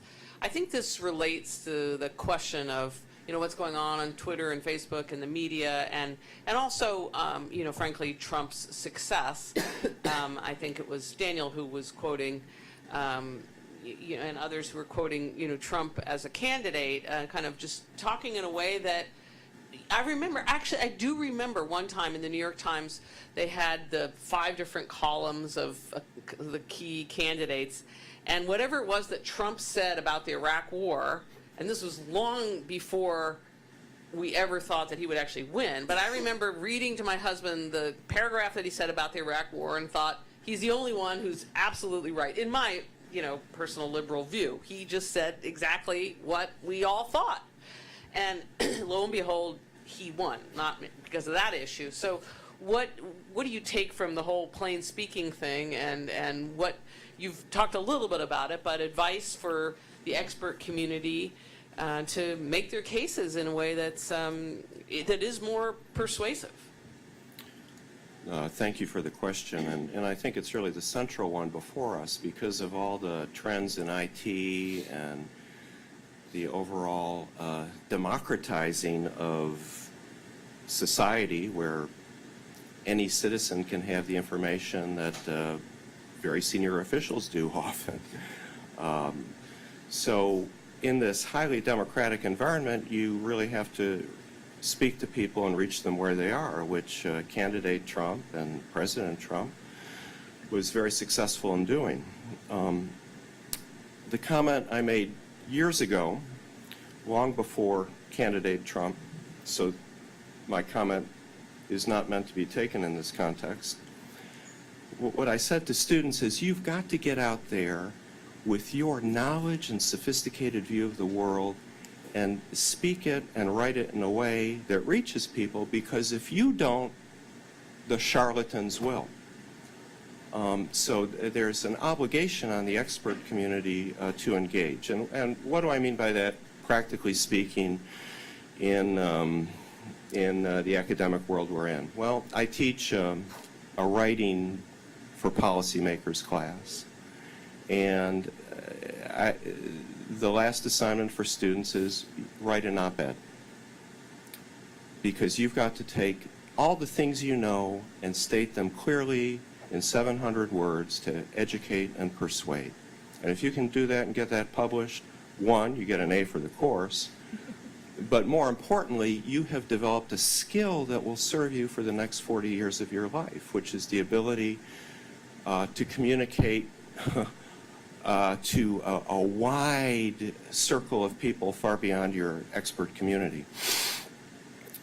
And that will serve you in the workplace, communicating up, communicating down, across and outside your organization. So yeah, those are the kinds of skills that are so central to our young people. It's ultimately communication, written and oral communication skills, because it really doesn't matter how smart you are. If you can't communicate that to somebody else, what's the point? Great. So we're going to turn to the audience. There are a number of hands up. I'm going to start with Reşat. I'm going to try to be careful about gender diversity, and also to the students and the younger people in the room, I want you to start thinking of your questions, because I'm going to call on you if you raise your hand. Reşat Kasaba, Director of the Jackson School. Thank you all very much. This is extremely interesting. I just want to emphasize a very important point that Daniel made, and that is about this growing sort of power of foreign policy making in the executive branch in the White House. I teach a course on Iraq War on and off in Seattle. And I don't teach it in terms of the war itself, but about how the decision to go to war was made, despite all these opinions and letters and very, very strong statements by a lot of people why this was wrong and it wasn't going to lead to the outcome that people were saying that it would. Despite that, the decision was made. And I think that really, I think it's a very good example of this undemocratic way in which decisions are made by a narrow group of people who are around the president. I think what happens, and it's very interesting, is that not being accountable to anybody else, people find themselves in this position, from what I read about those days, is that they, above all, they want to please the president and the vice president, and then they end up saying the things that they think they want to hear rather than what really is probably good. I'm not saying that everybody does that, but somehow there's something maybe that has to do with psychology or something that really affects people and they become increasingly insular. And this, I think, Iraq War is not the only example. If we go back to the best and the brightest who were around Kennedy, that's also a very good example. And I think that also leads us to think about perhaps the education system and the social environment from which these people come. And all those things become really, really important. I think this is something that we need to think about because obviously it is not really going away.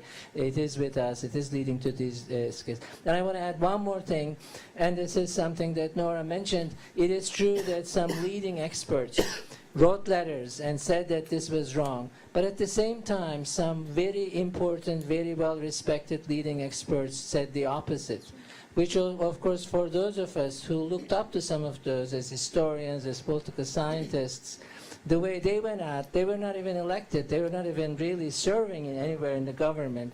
For them to volunteer that opinion all across, from the left to the right. And that's also a very interesting question that really, I think, in a way, blurred the debate in the public. And if these experts are saying this is okay, then it should be okay, and then there was this confusion.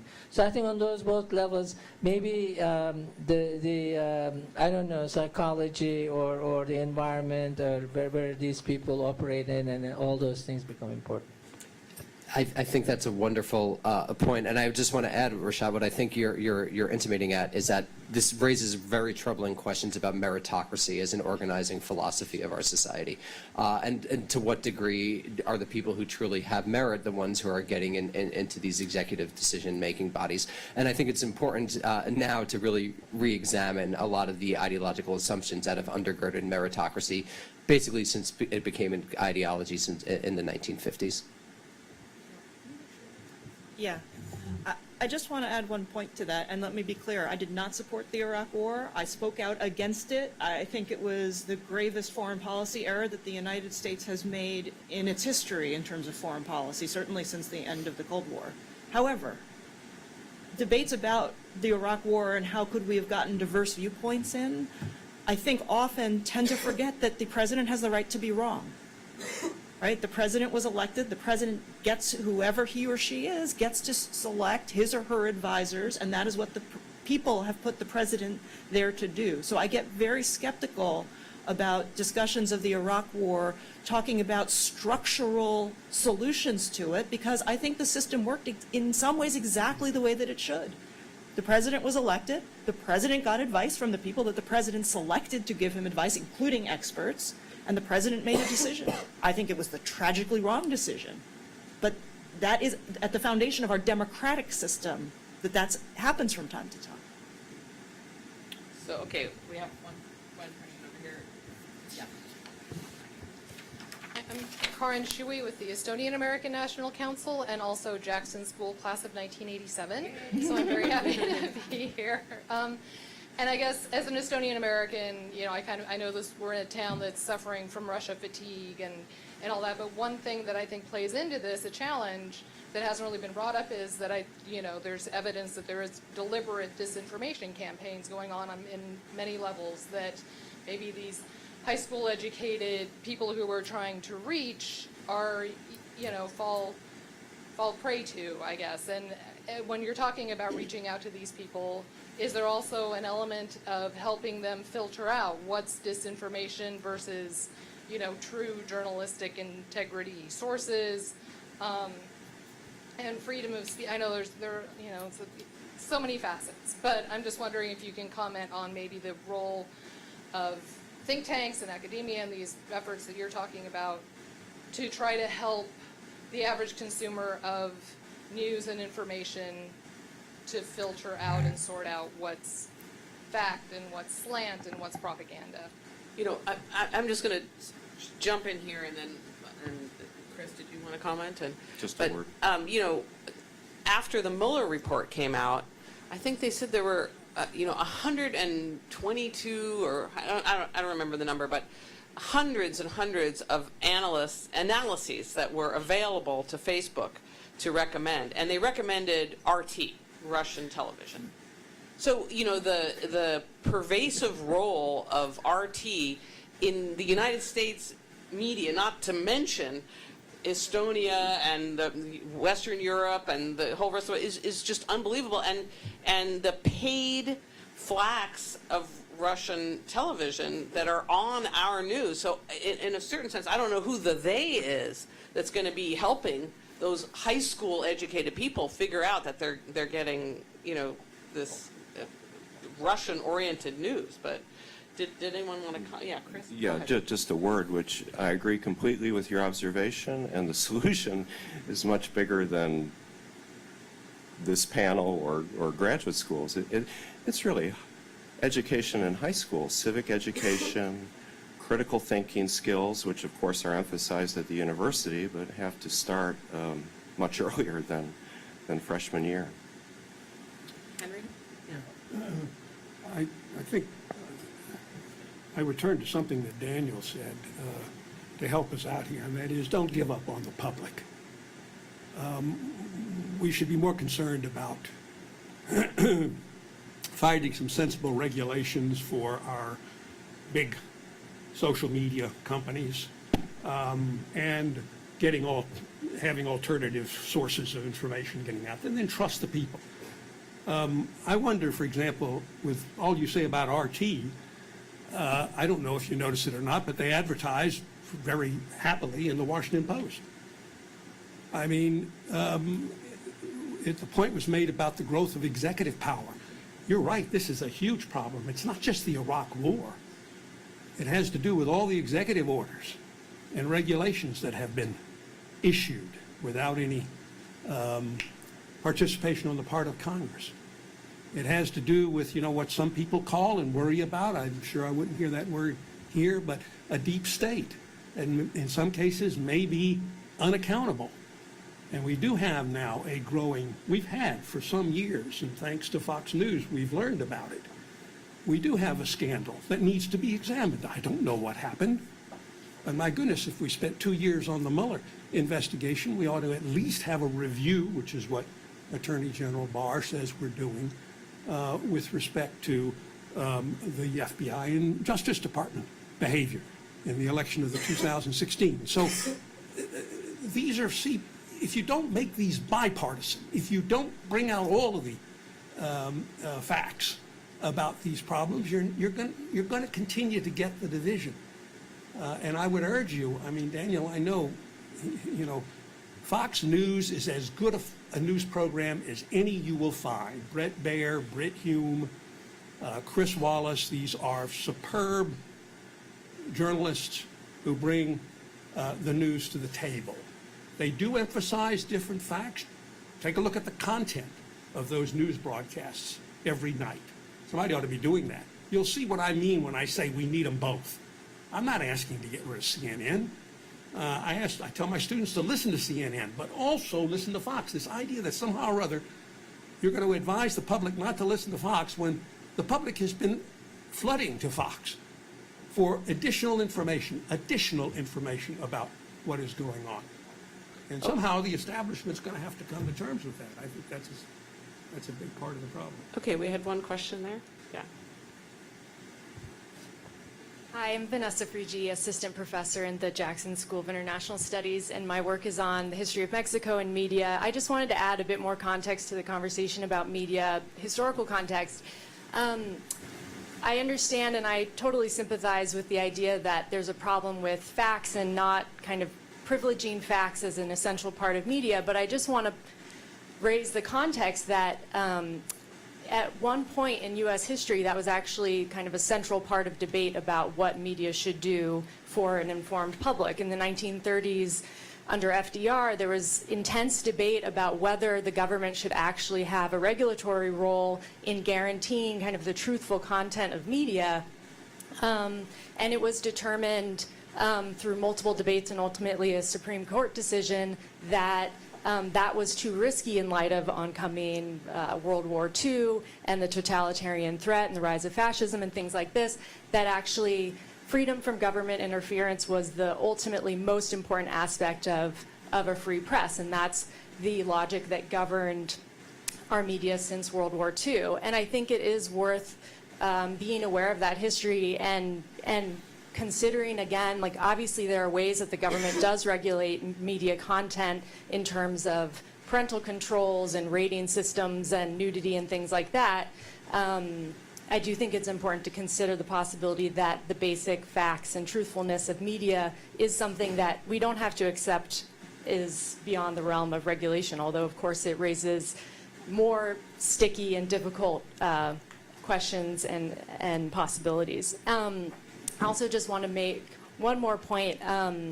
What's interesting about the problems that are posed by social media now is that they're a direct result of the democratization of media, and that we have to have that as part of the conversation as well. The fact that way more people have access to media, not only in terms of being able to consult it, but also produce it themselves. And I think that's, you know, it's a central part of the problem, but it's also something we have to have as part of the conversation. And can I just quickly, Yeah, sure. just very briefly, I think that's a really important point, because right now we essentially have oligarchs buying newspapers and determining what they publish, and I'm not sure that that's a better system than having a government regulatory agency actually help determine these various issues. I mean, the other thing is that on Twitter, for example, people don't even know what people's backgrounds are. So there's a historian, Kevin Cruz, who's very, very active on Twitter. And every once in a while, someone accuses him, you know, what do you know? You don't know anything. And, you know, he kind of says, actually, I'm an historian. So it seems like the lines between all of you experts and all the rest of the people that are, you know, presenting opinions, and we don't even know half the time, you know, what are the backgrounds of people whose opinions we're taking. So, you know, okay. Question right here?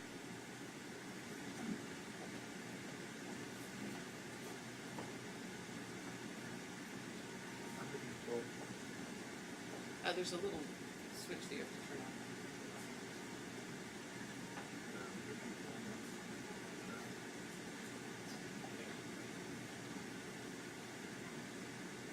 Is that better? Here you go.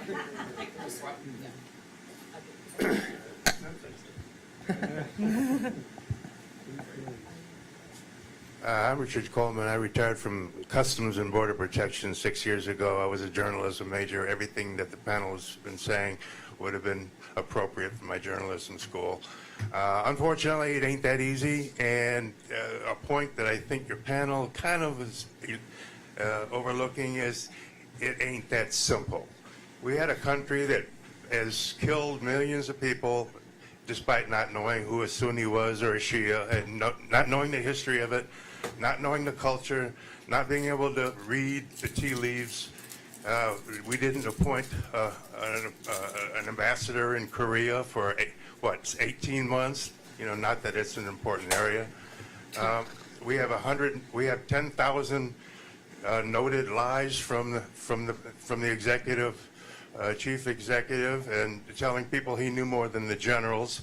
So I don't think it's realistic to expect people who actually develop expertise in foreign cultures and foreign dynamics in the military and their economies to make good judgments possible for policy people, to make them the substitutes for the media system that we have.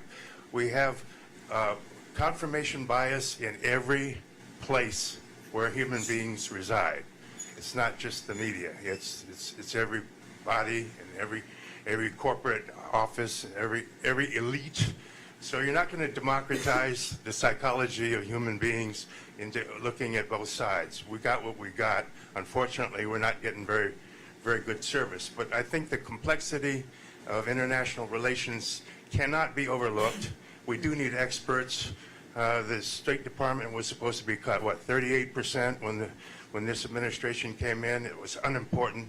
I met a Foreign Service officer whose expertise was Syria and China, and he was relegated to the mailroom. So that's so much for your expertise. Anyone on the panel want to comment, or you're okay? Okay, so we have lots of hands up, and then okay, we've got a student in the back. Yeah.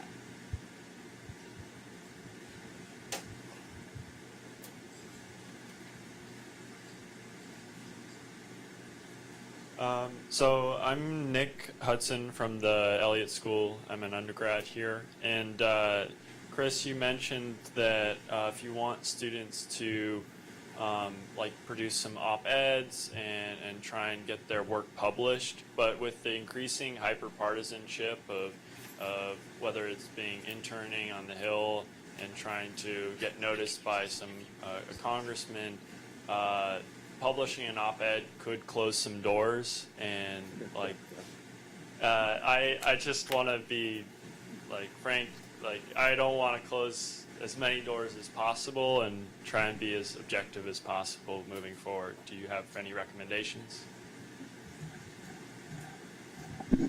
Well, of course, it depends what you write and say and what your views are. The more important point for you, for your career, if you have a published piece, that's going to look good. You're going to get an interview. People are going to say, ooh, this person can write and can help my organization.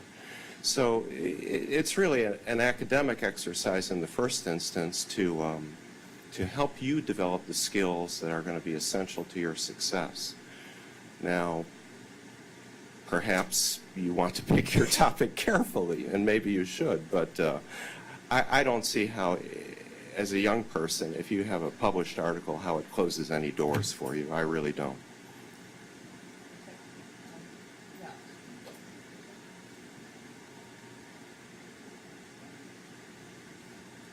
Hi, my name's Amara Lusuda the Favorites. I'm the Russianist here at Howard University, and I have a question about the pipeline for the expertise, right? Howard University, for all who don't know, is a historically black university, so I get to hang out with those guys at the historically black university conferences, and I noticed really interesting differences. One, historically black universities train the majority of historically black undergraduates, which would be a pipeline. However, when you look at things like language learning, as the Chronicle told us, over 250 language programs have been closed across the country in the last 3 years alone. Most historically black university undergraduates, less than 1% study abroad. And if they do, it's on 2 to 4 week short-term programs. Kind of think about that, because if you look at, I went to Brown University as an undergrad, I went to University of Washington. I think I can pretty authoritatively say I am the oldest Puerto Rican in the Slavic field in the United States, period. And that's a really double-edged honor to have.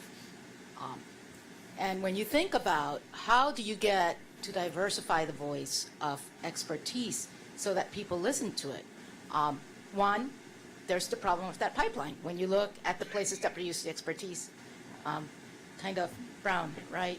Washington, Stanford, Harvard.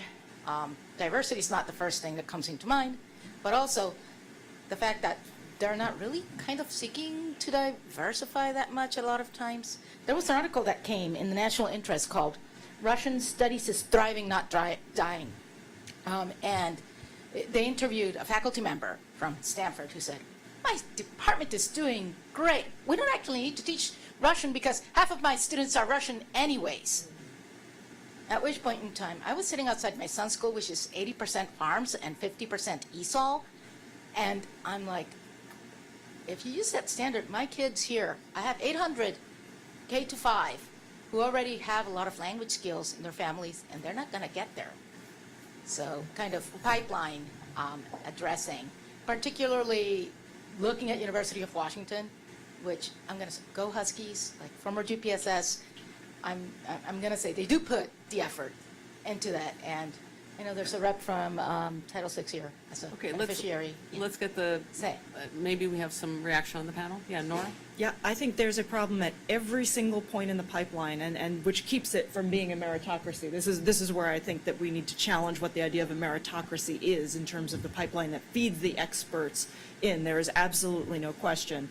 One of my pet peeves, if I could, wave a magic wand and solve a problem in my piece, it's still the end of the pipeline, I will acknowledge that openly, is the fact that the best way to get a career in foreign policy and national security is to do unpaid internships in Washington, which is obviously only available to people who have the means to take an unpaid internship. I don't know how to fix that problem in a time when money is tight, and money is always tight. It's very hard to get institutions to pay for labor that they can, under the current system, get for free. But as I said, I know that's only the end of the pipeline, but if I could do one thing, that would be it, to be able to get people who at least are far enough along in the pipeline in undergraduate programs and even graduate programs into the field. Well, let me just say a word here. What you mentioned is something that the dean of our school, Dean Brigady, is very concerned about. America's changing, and those entering the foreign policy and national security community need to represent that change. That's a deeply democratic sentiment. And one of his priorities, telling no secrets here, is raising more money for scholarships so that we can promote a diverse student body for our nation's foreign policy professionals in the future. Okay, we have time for just maybe we have a gentleman over here, so this hand up for a while. Harry Crocker, I was well educated at both of these schools. We split in between because I don't get to meet the students until about 11 years later when I get to Washington. I have trouble with, it's gone now, but anyway, that sentence up there says what we're talking about. A foreign policy expert is Wayne White. He wrote the memo on Iraq, which Colin Powell had on his desk, and Colin Powell agreed with that memo. Former secretary had my memo on his desk. But we are the foreign policy experts. We're the people who have spent a long time, have all the security clearances, do all that sort of stuff. The public doesn't know who we are. They aren't mad at us because we screwed up foreign policy. What Powell said to me was, I am the policymaker, at least I'm supposed to be. Although we don't make policy over at that building. We implement it, we propose it, but the Secretary of State is a policymaker, come on. But he said, I'm not. I have no say at the table. Cheney and Rumsfeld, who are not foreign policy experts on Iraq, are running the show, he said. So Nora and I are on the same sheet of music because we've been in the system. I mean, you were talking my language about who makes policy. I suggest if you want to find solutions, if you want to discuss solutions, study the Deputies Committee. I have 36 years at state writing papers for the Deputies Committee. That's where it happens. There hasn't been a principals meeting, and I don't even know when. I just heard that today on TV. There hasn't been a principals meeting.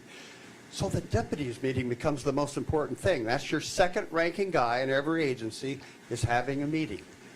They all did a documentary, the past, say, 60 years of deputies in all the major agencies. Here's what they said. We should have taken longer to discuss the issue instead of a half hour. We should have discussed Iraq in detail, what it means, what it's cost. We should have had Wayne White come talk to us. So this whole discussion, I had a little problem with, who are you talking about? Tom Pickering? He's a real expert. People don't know who he is. The people aren't mad at him. They're not mad at his decisions. They're mad at the national security team and the people in the White House and Congress. And don't ever say Congress doesn't make foreign policy. That's a real joke. They're right in the middle of it every time. So, my problem is I think you have to define this discussion better. And who is the pub? Who are we trying to convince? Who are we trying to change? And I have about maybe an hour. I could tell you how we could do that with State Department, but I'll stop it at that. Well, we actually don't have an hour. We are actually closing up here. So I actually think that that last point is part of the reason this has been a really good panel, and I know that you're all interested in asking more questions, but clearly we have only sort of started this conversation, and it did bleed into media and policy and who's responsible. But we did hear a lot today. I mean, we were told that we have to be persuasive, and sometimes the public decision might not be right, and we were told that we were just trying to capture facts. We were exhorted to own up to our own political bias in the academy. We were told that experts have often failed to engage the public and have to try to engage the public in new ways. And we were also told to try to that experts should be learning from citizens and we should be presenting many choices to people, and that expert uniformity dulls choice. And we also were warned that experts shouldn't cede the middle to the extreme in the media outlets and to ideologies, and that we should try to overtake the middle. We also heard that facts used to be facts, and that experts have not been self-critical, and that's been part of our problem. And we talked a little bit about the 2016 election and what do we do when we live in a time when facts and expertise no longer matter. And we concluded that one of the ways that we have to go is to start by admitting failure. And we also said we also heard that it's your responsibility to make your work meaningful in plain English, that the world of political science is in danger of irrelevance, and that we better write it in a way that the public can understand. So I think that we have touched on a lot of important issues. We'll learn more over lunch, and I'd like to thank Daniel, Nora, Henry, and particularly Chris for jumping in and for a really interesting panel today. So thank you.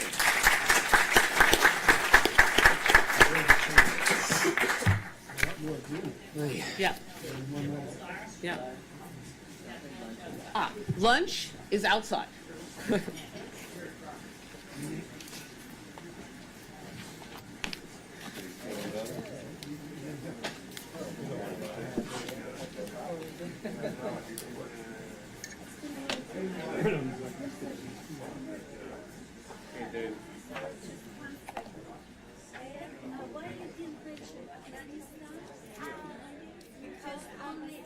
Because there was great public consensus about the beginnings of the war in Afghanistan. It was seen as a clear response to the September 11th attacks. What happened longer after that was a different story. But at the beginning, there was virtual public unanimity for the war in Afghanistan.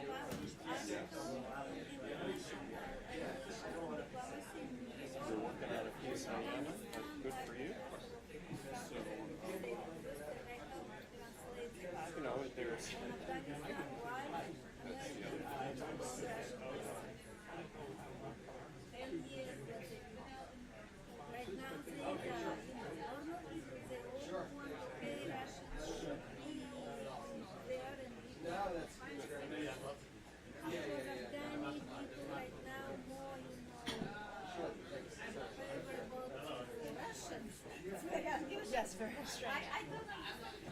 So my feel, but at first they said that 4 billion a day.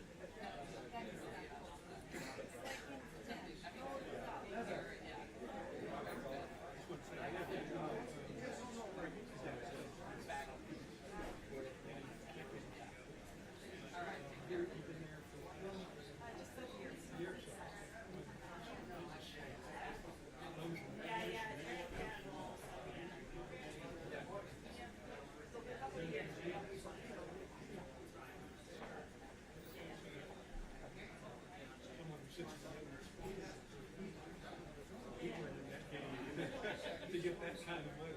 I was just going to say, there's two words, Michael.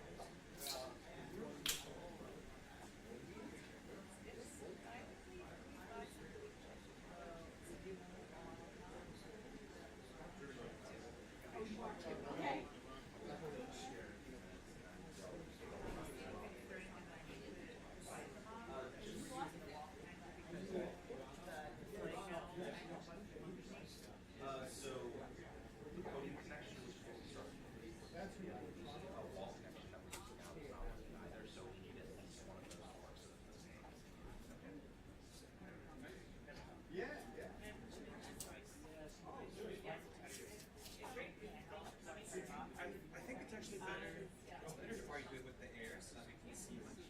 Yeah, and it's good. It's just like continuously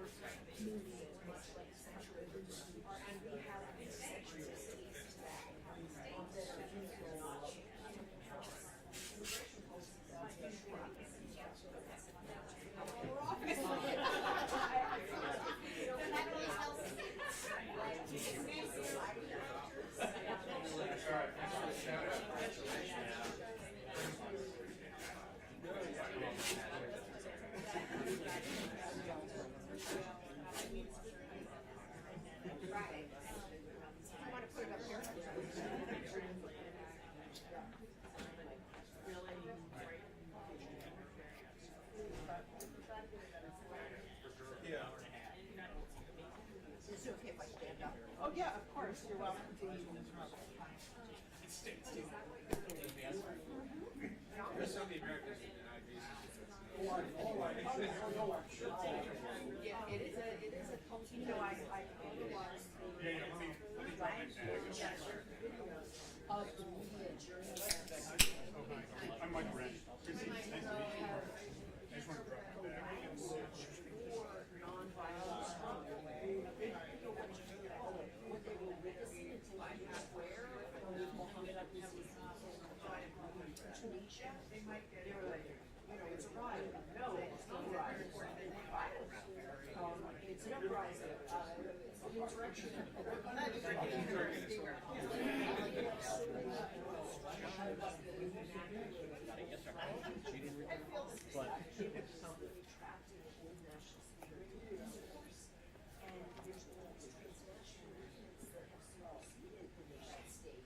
framework, you know.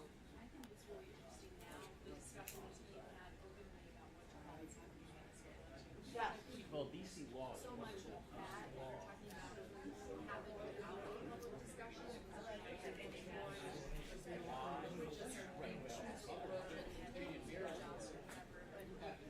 Actually, July.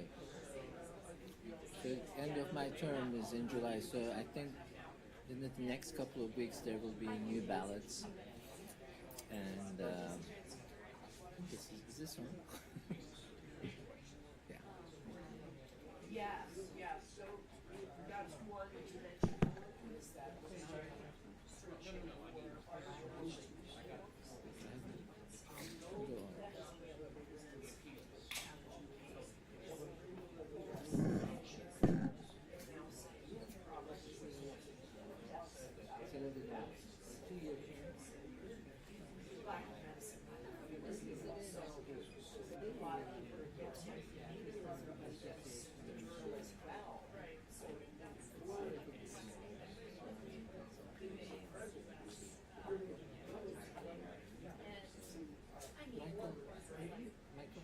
Oh, you meant.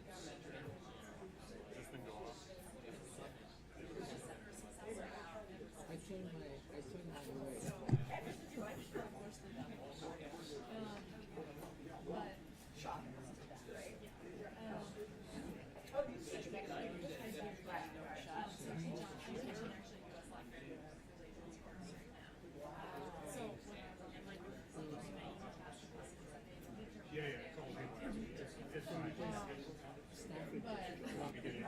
now why is it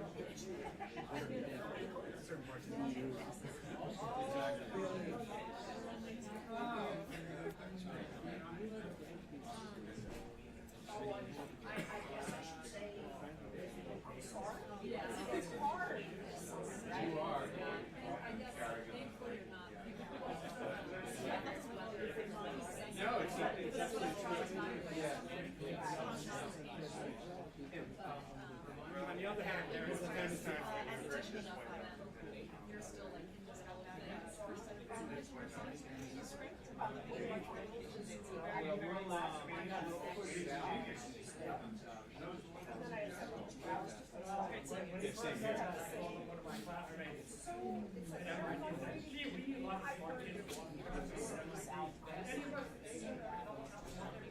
No, he said, they always proved that it took us 10 hours to do this. Four guys are worried about nothing. Yeah. That's why I need to. I'm a New Yorker and I've been watching. Well, all the New Yorkers know. Yeah. As I say, you couldn't borrow a dime unless you went to Deutsche Bank and got the Russian oligarch. Well, I got no motion. He said, I'm going to win New York. I'm going to win New York. He got 20% of the vote.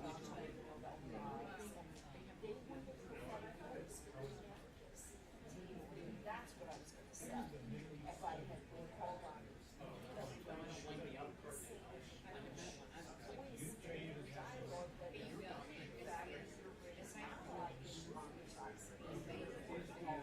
So we have both. And we have area studies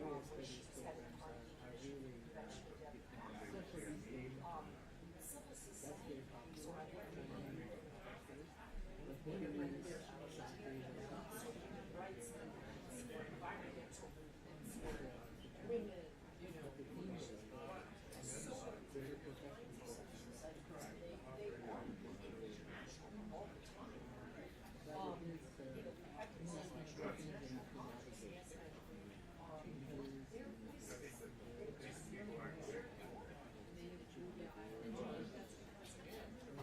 exactly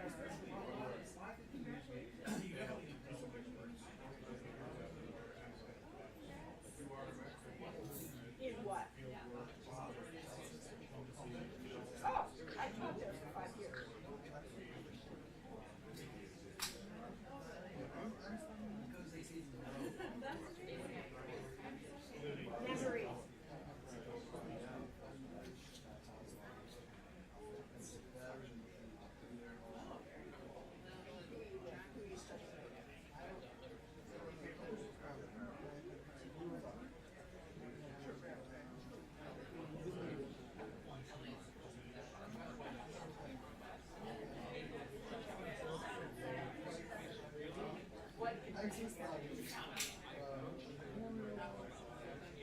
the slave trade.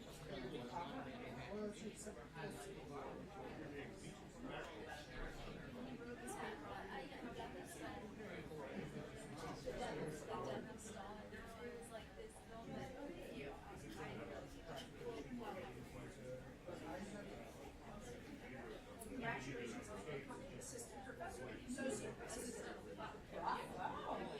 That's good. You wrote a paper on the death of Stalin.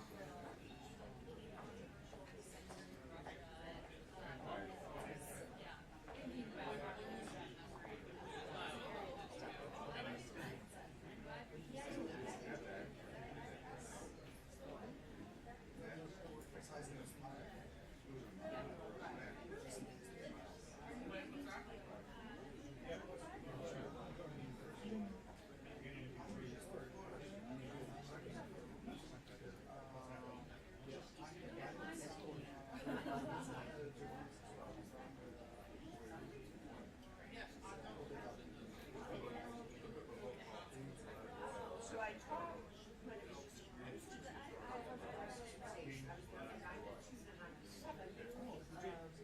and Susan Allen was just a master's but I was Mitchell and Trudenstein and Wallace Warfield passed away.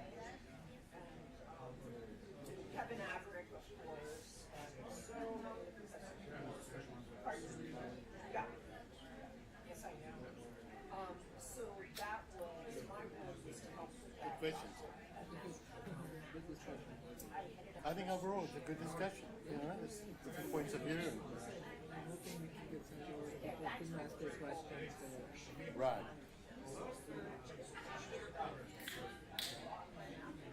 Today is the Peace and Justice Studies. We were invited to help.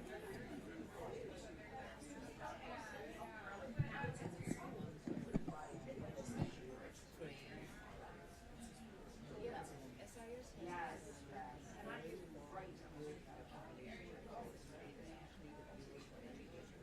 And I can write.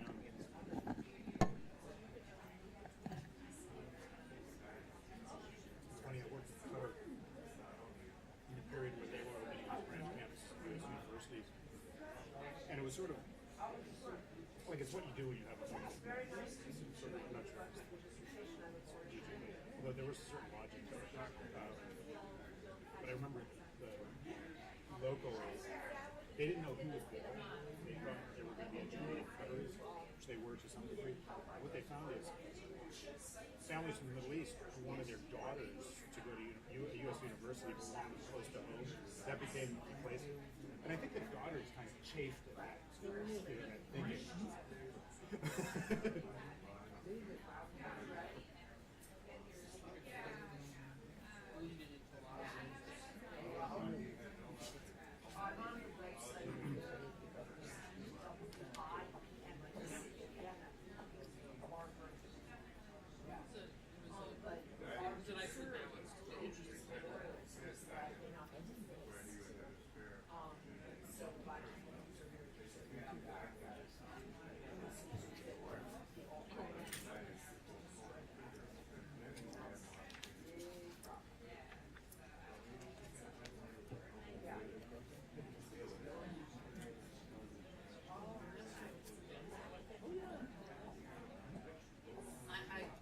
I do remember that.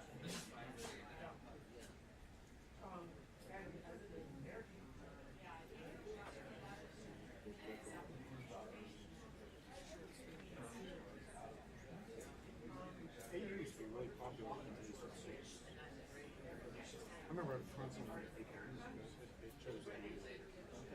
And the reason people in the Middle East choose the university is because they know some of the visitors. It is And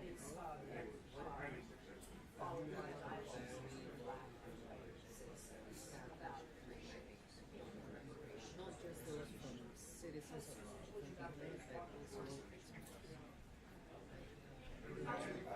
government as well as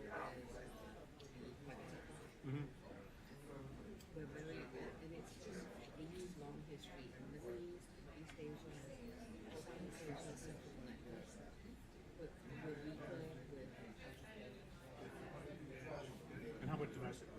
Can you generalize about where students come from? Or is it all over the place? We used to be a kind of mix, but now we've gone, you know, down south to Texas to California. And about 10 years ago, we made a piece of an effort to bring in first gen students, wherever, you know, from whatever background is.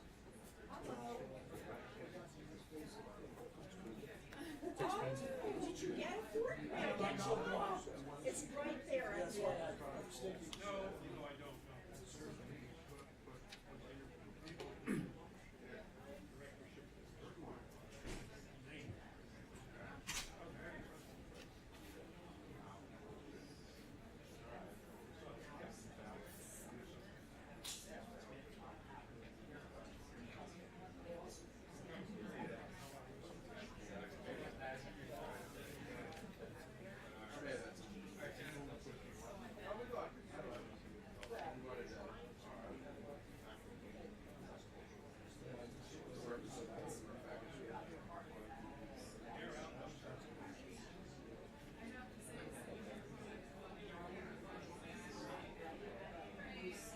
Oh, he's done a lot of work at even traveling.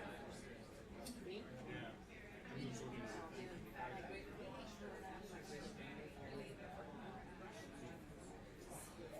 my experience with Syria business. I always thought the power. Yeah, even though it's sort of.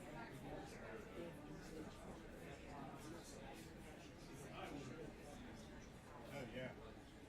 It's the sort of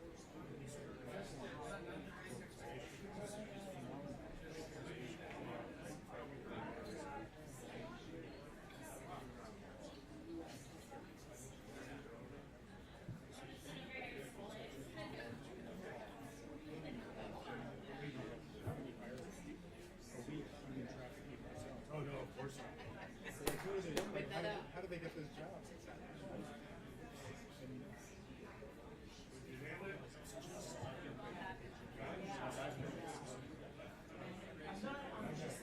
My wife and I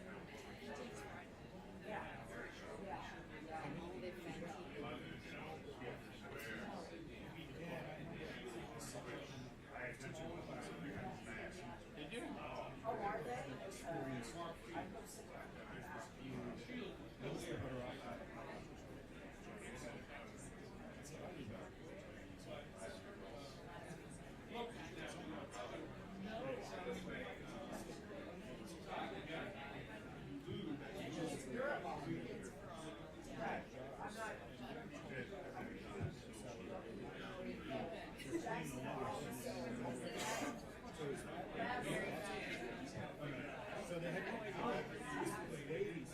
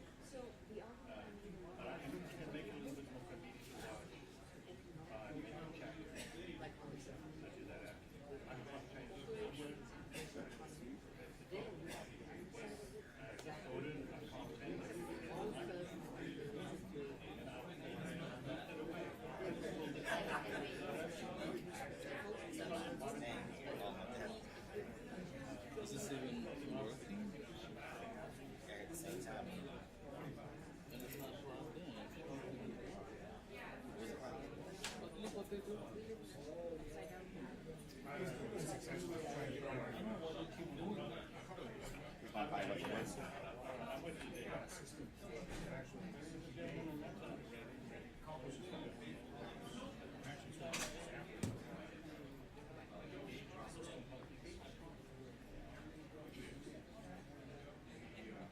just too much. It's too easy.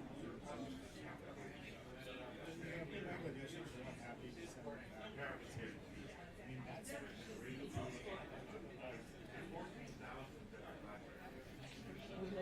Is this your laptop? Huh? Okay.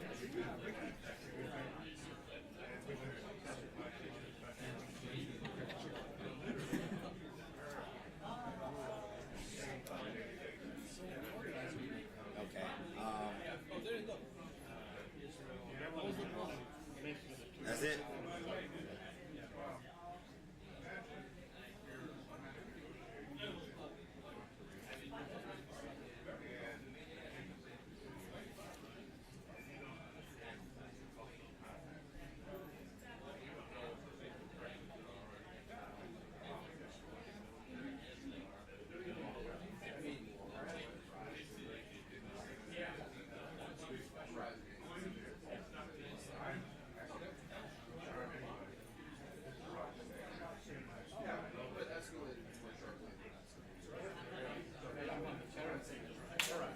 What are we going to do today?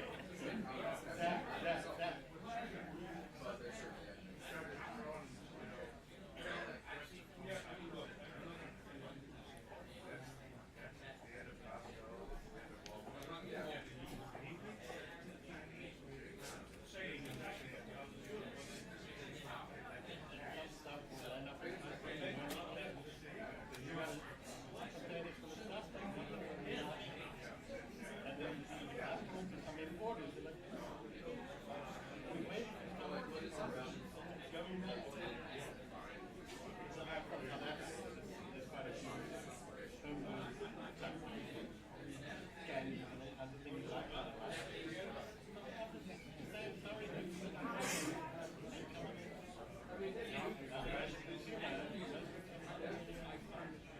No, I'm not saying, I'm just asking why. It's pretty straightforward.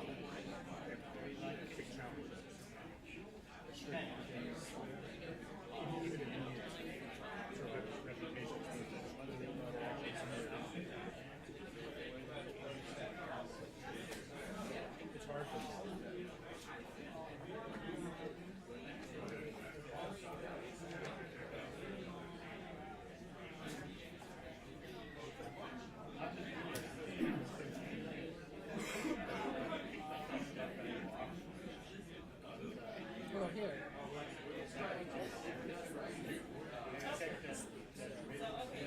So, but where is it from?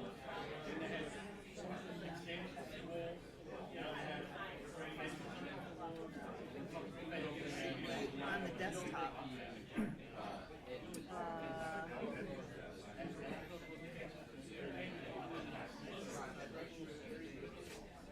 It's not my computer.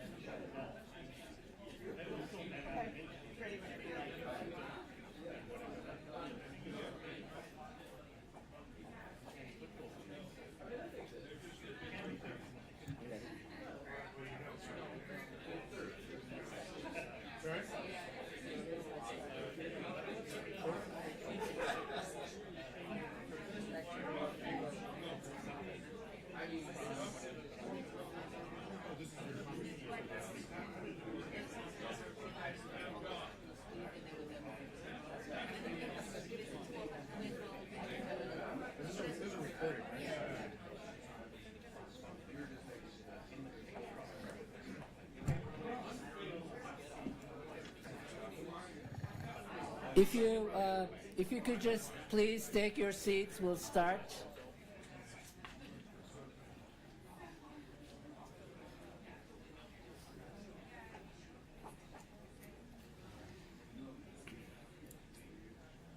Is that a problem? Oh, the name is.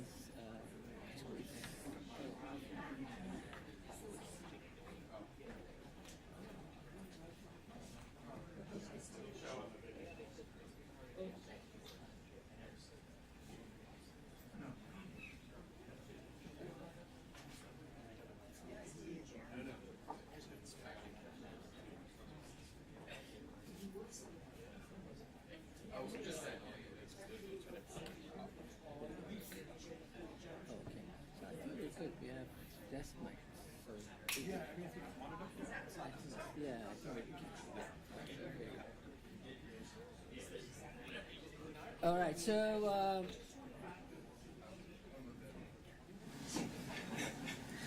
so the purpose of this panel really is to have a conversation among the people on the academia side, trying to work with curriculum, teaching students, doing public outreach on international affairs, and the practitioners, and also policymakers. Unfortunately, we had two changes on our panel. Bob Orr, the Dean of International Affairs School at Maryland, can't be with us because of a very minor, not important traffic accident he had this morning, but he's fine, but obviously he has to get checked and everything. So he can't be with us. The other is Congressman Adam Smith, is one of a line of very influential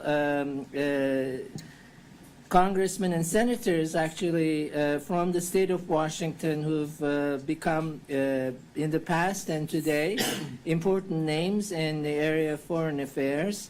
Adam Smith, just in the tradition of people like Scoop Jackson and Norm Dix, is extraordinarily knowledgeable. He is now the chairing the Armed Services Committee in the Congress. And in the past, we're also proud that he has spent time in the Jackson School teaching our students some very successful courses, and we are hoping that we'll be able to take advantage of his expertise in the coming years. But as you can imagine, he's very busy right now, and he was looking forward to joining us on this panel, but he couldn't. But I'm very pleased that he sent a video greeting, which we will listen to, and then we will go on with our panel discussion.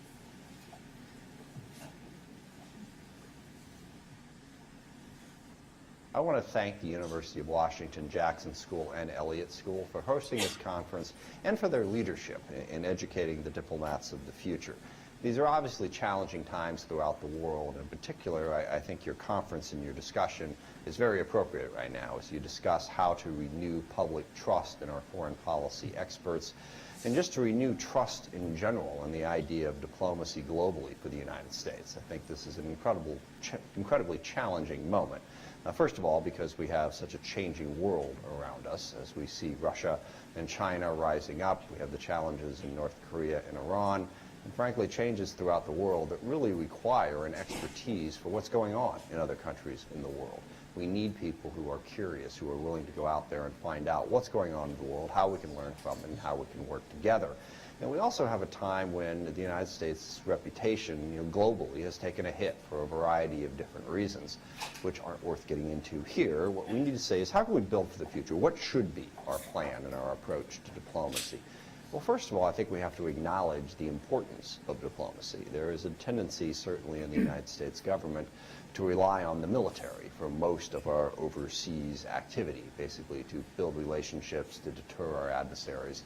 But we have to remember that we have more tools in our toolbox. I think that the reason we default to the military, and I say this even as the chairman of the House Armed Services Committee, is because that's where the money is. The Department of Defense has a budget north of $700 billion. State Department, USAID, other aspects of our foreign presence are much, much smaller. but it is critically important that we develop the skills in those other departments, the diplomatic skills and the knowledge of other nations and other peoples around the world, so that we can interact with the world in a way that is going to give us a more peaceful and prosperous world and advance U.S. interests. I think that discussion really needs to be had. We need to ask people how we can be more effective in diplomacy and really raise the level of importance in both diplomacy and development globally as we look to how to advance our interests. Because the number one biggest thing that I believe as we look at the world in terms of how are we going to achieve U.S. interests and achieve a more peaceful and prosperous world, we need partners. We need allies. It's simply impossible for the United States to do it all on its own, even if it was desirable, and I don't think it is, because the rest of the world is going to want to be included in the discussion. They're going to want to know that their interests are part of that conversation. We need partners and we need friends if we're going to meet the global challenges that we face. If we're going to figure out how to deal with the return of great power competition with, again, Russia and China, if we're going to deal with climate change, if we're going to deal with the threat of transnational terrorism, nothing's more effective than having friends and partners throughout the globe who want to work with us. And to develop those friendships and partnerships, again, part of it is going to have to be what is in the interest of those other countries. What do they want from the relationship? Certainly what the U.S. wants is part of it. That's all part of the negotiation and the development of robust alliances and relationships throughout the globe to advance U.S. interests. And just to give one example, I think China is the best example.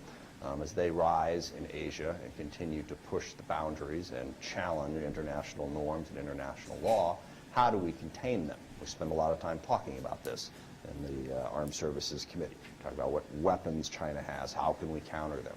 But the best way to counter it is to have people in the region who want to work with us to sort of force China back into the international norms, to follow international law. That means we need countries like South Korea and Vietnam, the Philippines, Australia, India, who want to work with us. And how do we get there? Diplomacy. Understanding what another country wants, figuring out how to balance those interests against ours, and then work together towards a win-win, mutually beneficial relationship. And all that may sound simple in a 2 or 3 minute speech, but it's really complicated. To understand what is going on inside of those countries, what they care about, what their concerns are, and then know how to address those, that takes education, that takes skill, that takes training, and it also takes a commitment on behalf of the United States government and the United States people to pursue diplomacy, to develop the expertise necessary to be effective at it, and then make sure that you use it as a crucial tool in our foreign policy and national security interests. So I think this conference is incredibly topical and timely. I wish you the best of luck, and I look forward to working with all of you on these important issues for our country.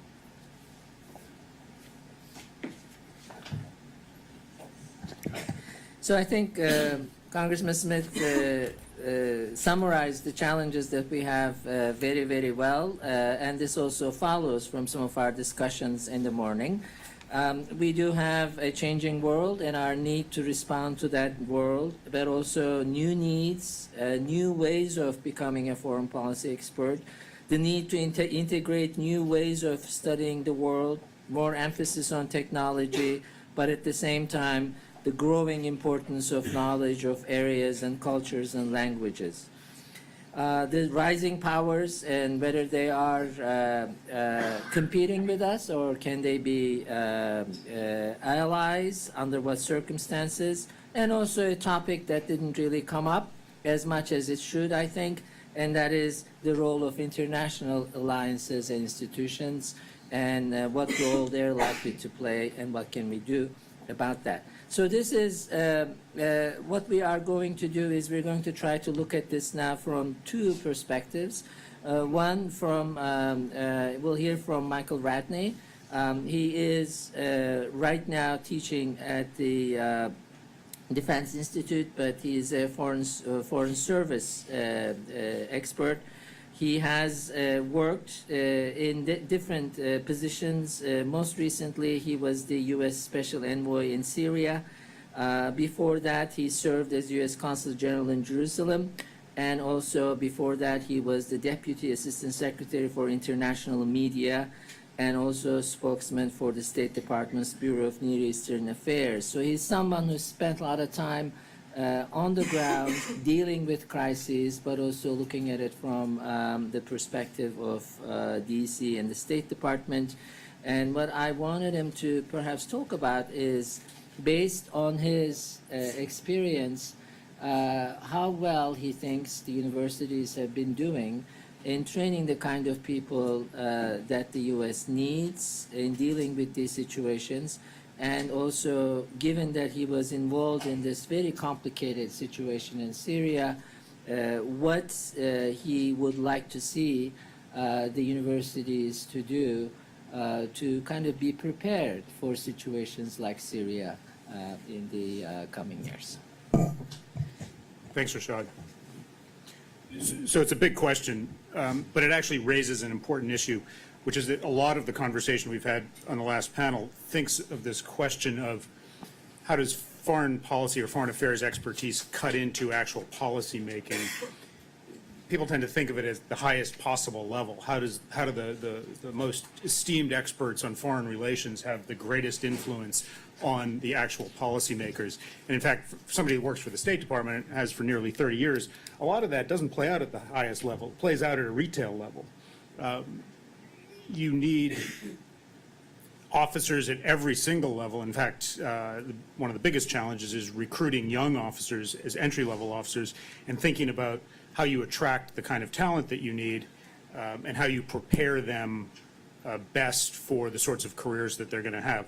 Now, I could talk a little bit more about how we do that, but Syria is a good example. Obviously, there's a lot of kind of high-level policy making that people focus on, and a lot of voices being heard in the media and think tanks and universities, and how does that cut into the actual decision-making process.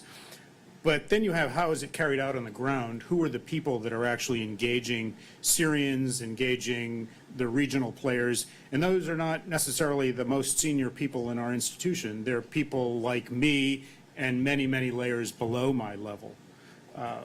What kind of expertise do they need? Well, Syria is a good example of the kind of conflict, the kind of foreign affairs, foreign policy challenge I think that we will increasingly see, perhaps unfortunately in the 21st century, a high degree of volatility, a high degree of ambiguity, very complex and uncertain operating environments, very, very far from the sort of traditional image of diplomacy that we had, that maybe I had when I first joined the Foreign Service. Who can do a good job in those kinds of settings? Who is comfortable with high levels of ambiguity? Who keeps their wits about them when things are potentially dangerous or at a minimum highly uncertain? Those are the sorts of colleagues that we need and want and thrive in settings that we are likely to place these officers in, particularly at, I was going to say particularly at early stages in their career, but frankly at every stage in their career. Those are not necessarily people that have long academic backgrounds in a particular region. You could end up in the Foreign Service and move around the world, sometimes because you want to, sometimes because of the luck of the draw, and find yourself in a setting where you might not, at a purely kind of historical or substantive level, have a lot of background, and yet you could still thrive. And I think about the kinds of skills, the kind of expertise, to use that word, that people need. And one of it is the one I mentioned. It's highly intangible, and it's not something that's easily taught, which is a degree of comfort in highly ambiguous situations. How do you teach that? I'm teaching at National Defense University now, and we have a lot of, obviously most of my students are military officers, and I think they have also made that transition in the last 10 or 20 years from fairly predictable settings to highly unpredictable settings. And they've found as well the people that thrive in those sorts of situations are the people with a high comfort level, with a high degree of ambiguity. Some of the skills are the real nuts and bolts of diplomacy, and I think most immediately what somebody mentioned a moment ago, which is language skills. It is, and I'm sort of biased on this because this fall I'll be the head of the language school at FSI, so I sort of need to tout the value of that. But it really is one of the most fundamental traits of somebody that's successful in these sorts of settings, and it's something that I think universities, our educational system, even from the high school level, there's enormous value in preparing young Americans that are comfortable with taking on new languages, including very, very difficult languages, and not just at a not just at the simplest level, but comfortable engaging in really consequential conversations in a foreign language. That's probably one of the principal areas of expertise. And then finally, an area of expertise, which is one that you sort of, it's hard to teach outside of the State Department, but it's something that you get over the course of a career. And it's incumbent on us, the people that are kind of at more senior levels at the State Department, to inculcate into younger officers, which is just, how does this all work? You know, how is foreign policy made? How is the work that we do intersect? How does the work that we do overseas intersect with the work that takes place in the foreign policy making apparatus in Washington? And it's interesting, and I find we have this conversation with the military officers I teach, which is a lot of them come up through a system that has a very kind of rationalist approach to how decisions are made. Ways, means, and ends. Here's the challenge. What is the most efficient, effective way to get to that end? What are the tools? And that defines the options. And as they move up, and the same is true for Foreign Service officers, into positions where you are intersecting and interacting with policymakers and eventually becoming, at some level, part of the policymaking process, you have to recognize that a lot of that just goes out the window. That you are working in a fundamentally political marketplace in Washington where even the definitions of the words that you use have political significance to them.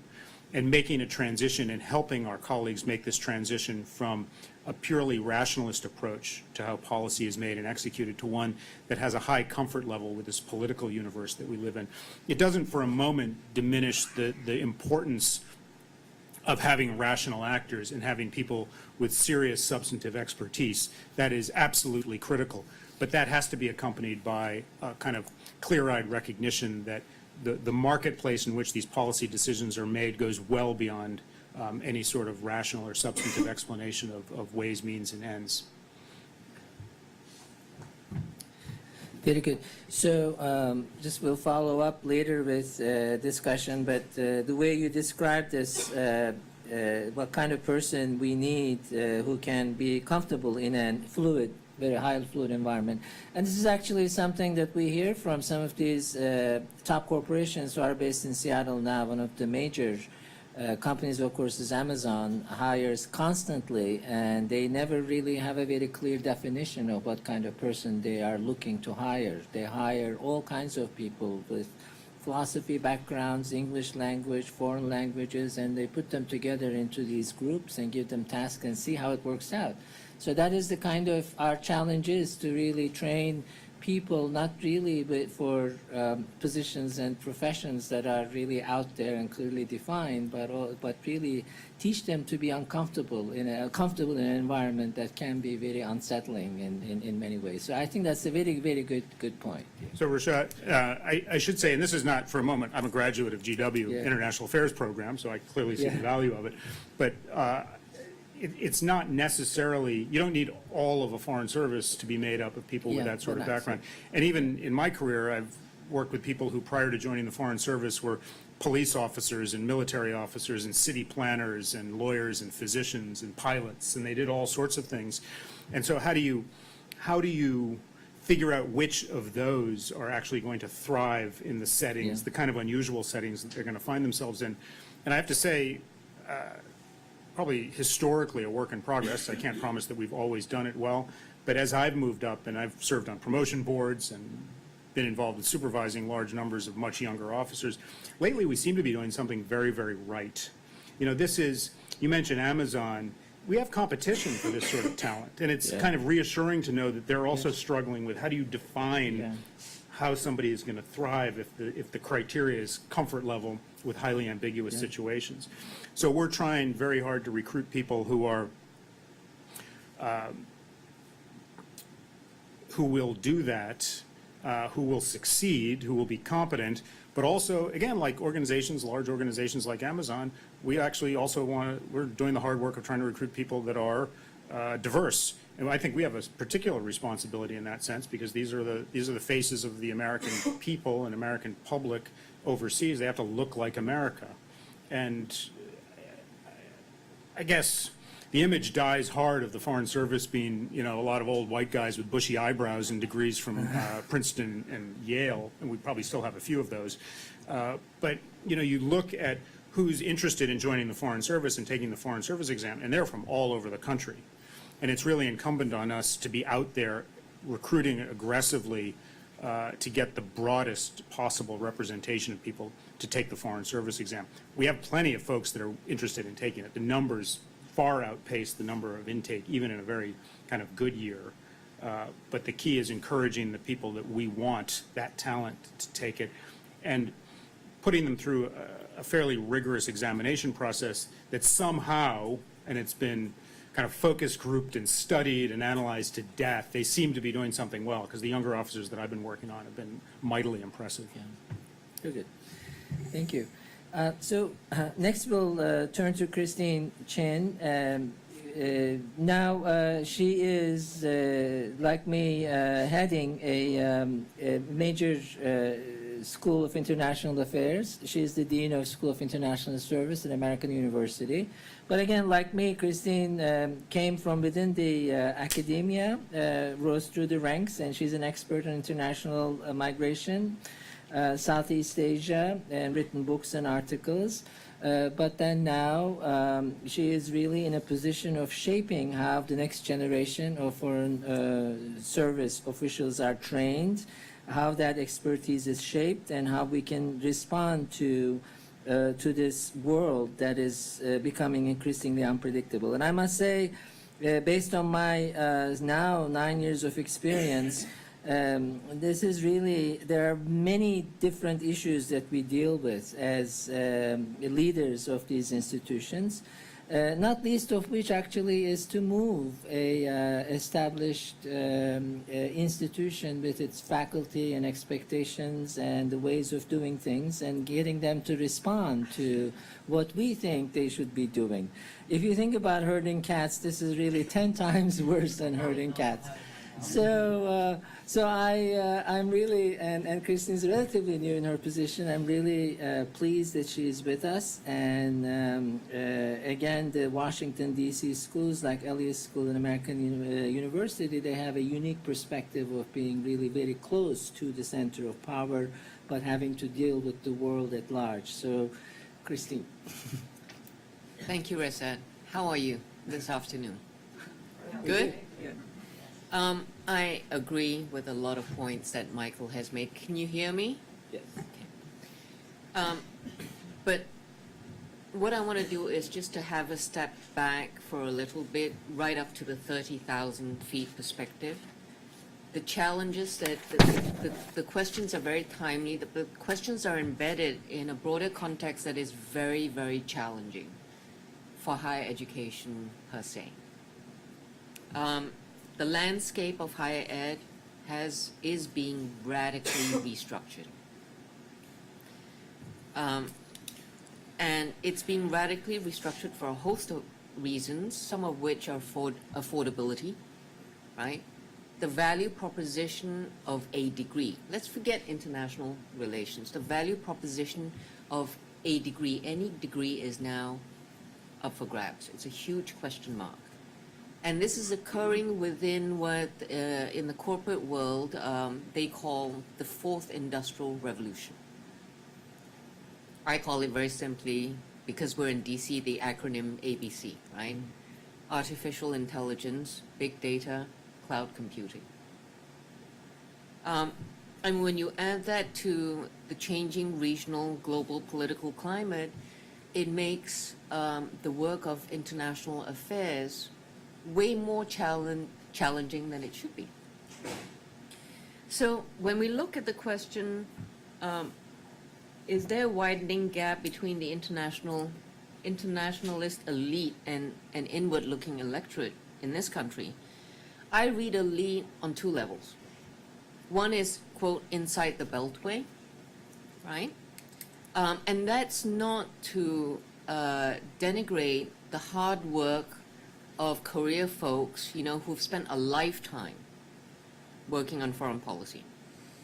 The other way of reading elite, which we now are much more aware of than we were 2-3 years ago,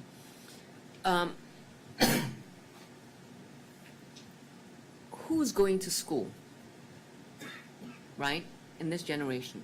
who can afford to go to school? What does accessibility look like when universities look at the younger population? We do not, and I would have to say, the experience of the SIS School of International Service, we don't have a lack of the younger generation wanting to study international affairs. The challenge is affordability and accessibility, one. Just in response to some of the points that Michael made, I believe we're the only school of international affairs in this country and in the world where every single undergraduate is required to take a course called cross-cultural communication. It is not designed to get them to, oh, yes, we love the Chinese, the Japanese, the Indonesians, but it is to equip them with the frameworks from which they can really get to grapple with how is it that people raised 10,000 miles away from us or 5,000 miles away from us share some of what we understand to be truth, but yet differ so remarkably. We do offer a graduate level course on that too, but what it does is that it opens the broader context for them to begin to grapple with, one, who are they, the students? How have they been raised, right? Naturalized in terms of their relationship to the environment and to different categories of people, and what happens when the interactions or encounters occur. It's not the be-all, end-all, but at least it creates the kind of context for them to begin to grapple with that. I agree with Michael that the kind of characteristics needed is really about persistence, resilience, flexibility. And it is particularly important given the characteristics we know of Gen Z. How do we teach them? How do we educate them? If higher ed is really being restructured, right? Everything we know to be the traditional practices, ways of teaching, learning, that's up for grabs. And that's what we've been grappling with in SIS and at American University. The kind of transformations in teaching, learning, in pedagogy that we must engage in. We must meet Gen Z where they are in order to move them. So I'll leave it at that. Thank you very much.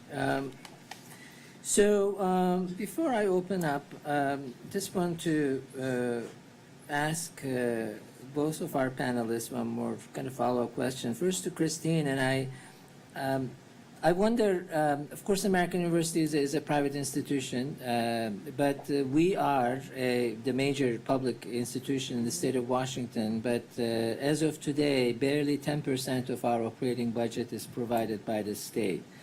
So the rest comes from tuition, and also, of course, private gifts, which then we find ourselves in the position of not only dealing with our curriculum, with these issues, but also constantly interacting with public on two levels. One is to justify to parents who are paying tuition that what they're getting for that is really worth the investment. And the other, of course, is to constantly interact with people who might be interested in various programs and courses, etc., that we're setting up in our schools in search of, gifts and advancement, it's called now. So that is, of course, I wonder, in your experience now, do you find these conflicting with each other, or they complement each other with these different kinds of engagements with public you have to have, and how are you dealing with that challenge? Can I say that being a dean in 2018 is very, very different from being a dean in 2009, precisely because of these kinds of challenges. Yeah. Can you hear me? Yeah. I was saying that being a dean in 2019 is very different from being a dean in 2009. It is incumbent upon the deans, core faculty members to really be able to tell the story of the relevance and necessity of international affairs. The world matters, just like what the congressman said. It is bringing in the alumni who are now active in the public and private sectors, right? Having conversations with them, having them meet with students, trying to, and using or drawing upon their resources to cultivate non-alumni potential donors to really understand that it is not as simple as we're in a bad time and therefore we won't invest. But what does investing in individual students or in programs or in schools of international affairs will mean for the next generation? I don't think we lack schools of international affairs. I don't think we lack potential donors, but the challenge is how do we tell the story or the stories in such a way that they understand that there's so much more at stake. Because as the country turns inward, as you know, we have career officers in this room, other countries are building alliances, right? Not just political, not just security, but economic alliances. And when the electorate in this country begin to look outward again, Michael and I were just talking about it, we will have huge gaps. We lack, you know, in terms of skill sets, young generations that will build careers in service to their country. I can give you, I don't have exactly the statistics, but if you look at the Fulbright competition, if you look at what we call the Boren competition, National Security and Education, Boren scholars and fellows, we don't have, we're not challenged in terms of the numbers going down. The students of all kinds of backgrounds, right? Historically underrepresented first generation students, they're lining up to want to compete. But the challenge for us is one, how do we secure the resources? Because now the publicly funded institutions are becoming like us, the privately funded institutions. We're all struggling in terms of trying to hold steady expenses while increasing or being dedicated, committed to accessibility for the next generation. That's one. Two is curriculum. There should be not just depth of academic training, but breadth of academic training. Because look at the issues, the major issues that confront the 21st century. They resist geopolitical borders. Whether we're talking about possible pandemics, transnational, international migration, challenges with the environment. And I'm not making a political statement, I'm making an intellectual statement that if the issues resist geopolitical borders, we have to be able to train this next generation of leaders to be able to grapple with that. How do you understand the complexity, the nuances, the contradictions? It's not as simple as one being globalist or nationalist. That, I think, is a false dichotomy. It's the in-between that we've always existed in, right, that now has become way more challenging. So, and higher education institutions are really the last place to shift. The irony is that we are about ideas, right? We're about generating ideas, testing ideas, executing ideas, but ironically, higher ed is the last major sector, if you may, to really shift. And I'm not saying give everything up in terms of academic, I'm not saying any of that. I'm saying we have to understand that the global economy is really shifting, and that with the application of artificial intelligence in key dimensions of life, just ask lawyers what's happening to their profession. Ask law schools the challenge with how do you train lawyers for all dimensions of law when a key portion of them now are being handed over to artificial intelligence. How do we, for those of us who are academics, practitioners in international affairs, how should we anticipate this? And how should we respond to it? Now, we have expertise in cyber conflict, right? That's one. But what about the jobs of the future where, it's not just diplomacy, that's very important, but to anticipate the kind of jobs that we would be training international affairs experts for in the next 5, 10 years, 20 years. I think that's the challenge. I think we've not really had that conversation. I don't expect us to have it here today, but I'm just going to throw it out there because Reşat, myself, and a whole bunch of deans of international affairs will be grappling with this. Thank you.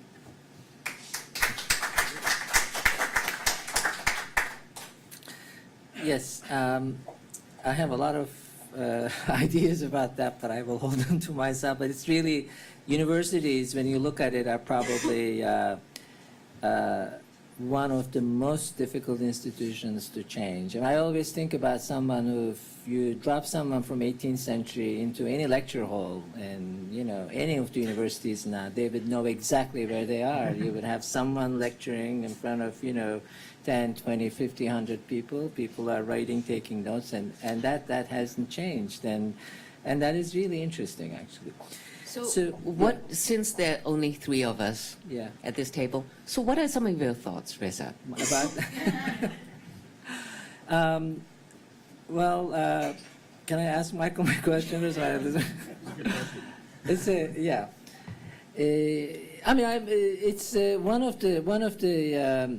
of the thoughts I had about this, obviously, when I was thinking about this whole workshop and then this panel, is each of us also institutions, major schools of international affairs, we are very different from each other. I mean, this is shaped by where we are and our histories.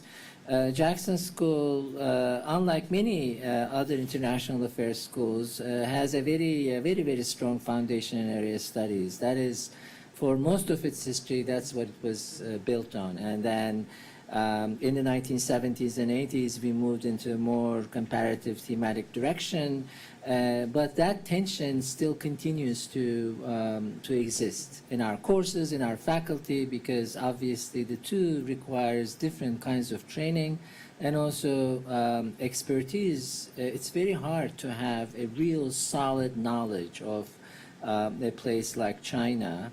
That takes a long time, and then to expect from people who come from that kind of background to make the second leap and think about other issues is very hard.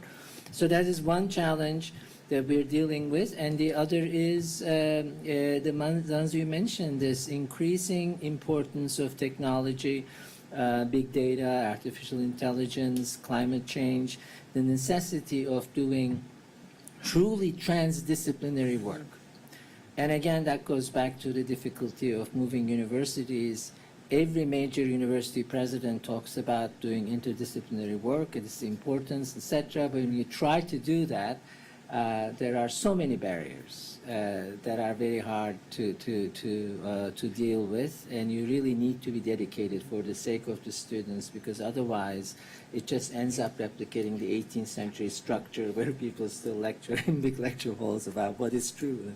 So these are some of my thoughts. Before I open it up, I wanted to ask Michael, I don't mean to put you on the spot, but you heard the conversation in the morning about this longest wars and Iraq, etc. And obviously there's this underlying general sort of agreement that something went wrong. As someone who was really involved on the ground in some of those times, dealing with these on the ground, what are your thoughts about it? I mean, what went wrong? You're talking specifically about Iraq? Yeah. So what went wrong? That's a big question. I mean, in terms of this whole, the role of experts, that's mentioned. So look, people who are experts, and I sort of count career officials among them, what's the normal criticism of people in our situation, right? Is that there's no accountability. We're there forever.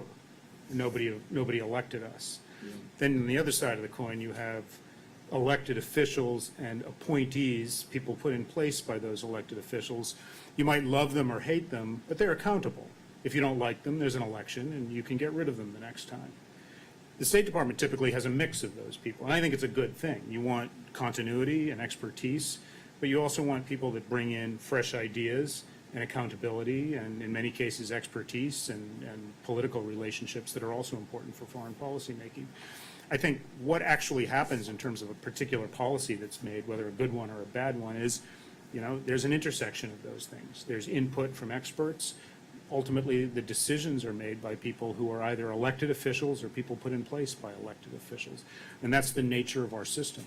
It's one of the things that we sort of communicate to younger officers as they're coming up. They have to get they have to get comfortable with that. This is not simply, it's not a purely technocratic system in which I was hired, when I was in my 20s. So for the course of my professional life, I'm going to be the one in charge of some certain policy. It's not the way our system works. Because I think the public would rightfully say, particularly if I mess up, that who put me there? Somebody put me there in my case, in the Reagan administration, right? What right do I have to continue to make such profound decisions? So I think it's important, and I think somebody made the point, which is that even in cases where you have really, really bad decisions, that's the nature of our system, and our elected officials and their appointees have a right to make bad decisions.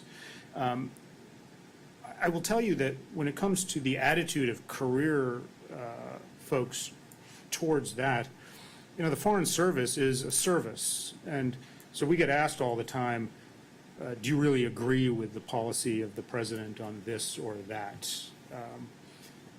Very few people quit because they disagree with the policy of the president. I think there really is a service kind of esprit associated with the Foreign Service. And the point I make is rarely do military officers get asked whether they've contemplated quitting because they disagree with the policy. And they're just as educated and have no fewer opinions about the policy of the day. So I think it's to our credit, you have people that have expertise and are willing to bring it to bear, even at times where there might be a policy that's being undertaken that they think is questionable. Good. So I'm going to open up now for your questions and comments. Professor Hellman. You need a mic. Well, thank you. Good. To give you a quick summary of what you said about the difficulty of changing things, is I gave a talk a few years ago, and I described the university as a collection of individuals who are very liberal politically, but professionally they are not conservative, they're feudal. And that's the analogy. And the type of learning you get is passive. People talk to you, you take notes, and tell them what they learn. I think two comments. One is, I'm so glad it wasn't discussed as fully as I hoped it would this morning, is that we are in the midst of a technological revolution, and nobody knows where it's going. And therefore, if you don't have flexibility both in bureaucratic structure and in the training to get there, you're going to mess up. I just came from China. I was, believe it or not, I was a participant in the Belt Road Initiative, and I was also there trying to negotiate on behalf of the Jackson School partnerships with various universities, particularly in Beijing. And the interesting thing is that they were not only aware of what I would call them international public goods. I mean, what you're identifying, these are things everybody, they can only be solved, global warming, the controlling the dynamics of the digital revolution. They all agree on that, and my proposal, this is derivative from an instructional program we have at the Jackson School called the Task Force, which what makes it different is that it's what scientists do all the time. It's project focused.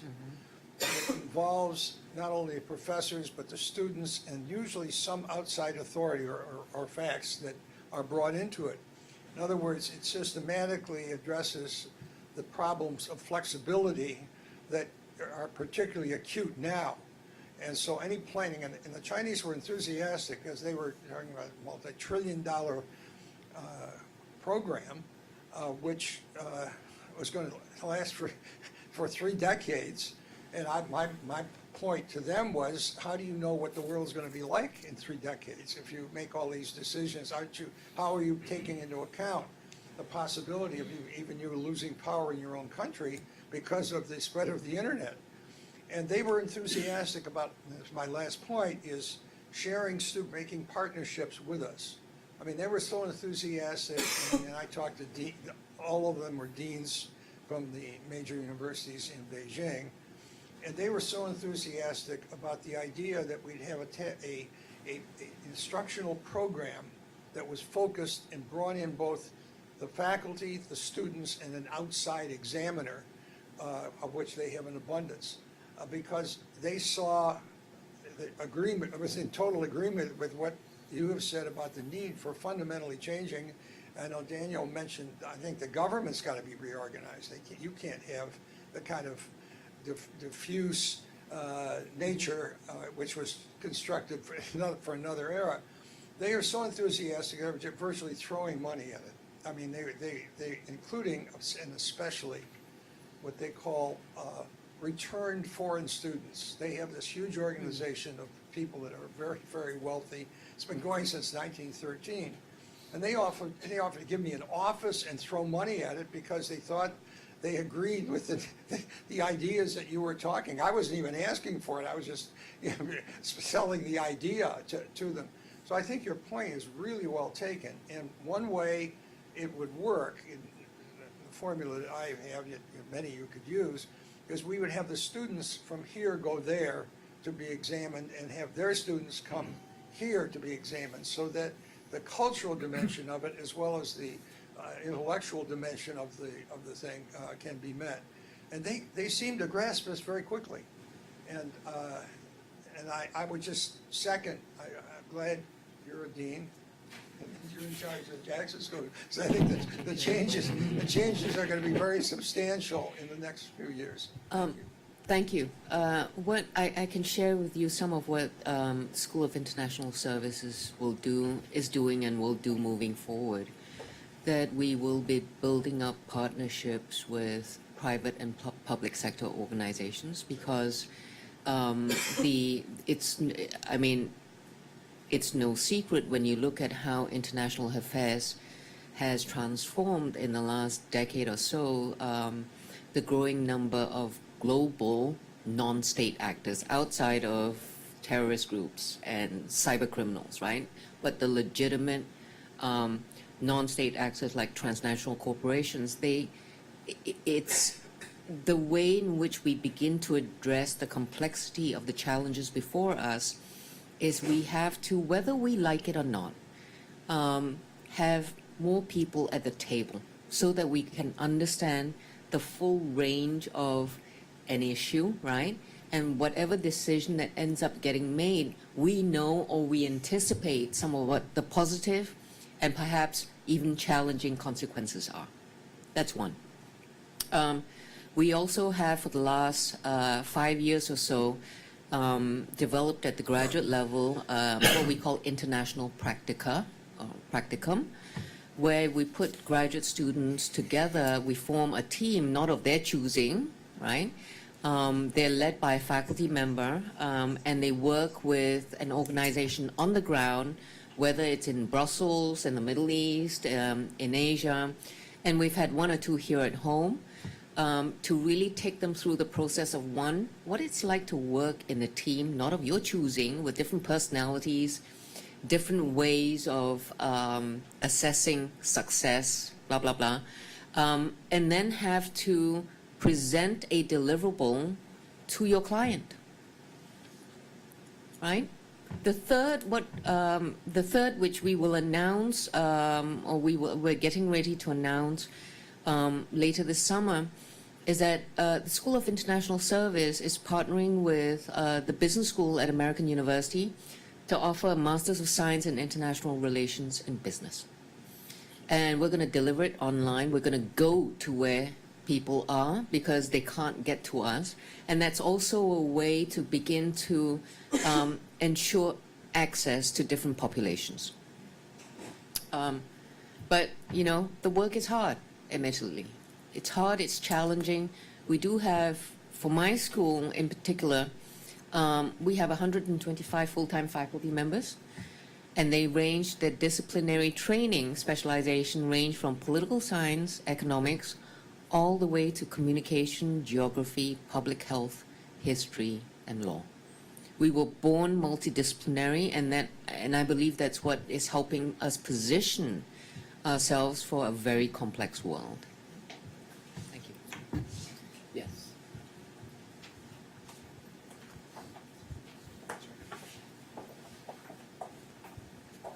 I'm Peter Humphrey, an intelligence analyst and a former diplomat. Two concerned.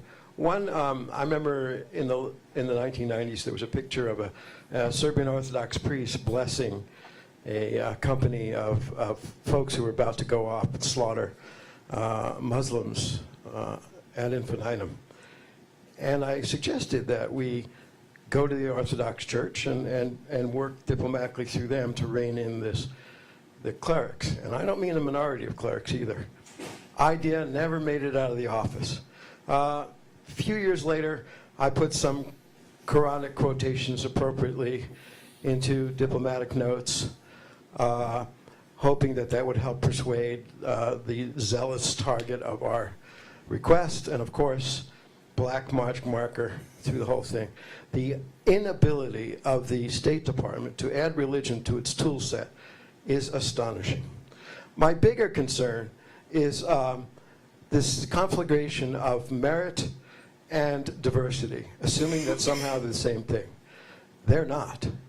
And if we are truly fair to serving the taxpayers, we would let the chips fall where they may. And if the Ivy League schools turn into half Asian Americans, I could care less.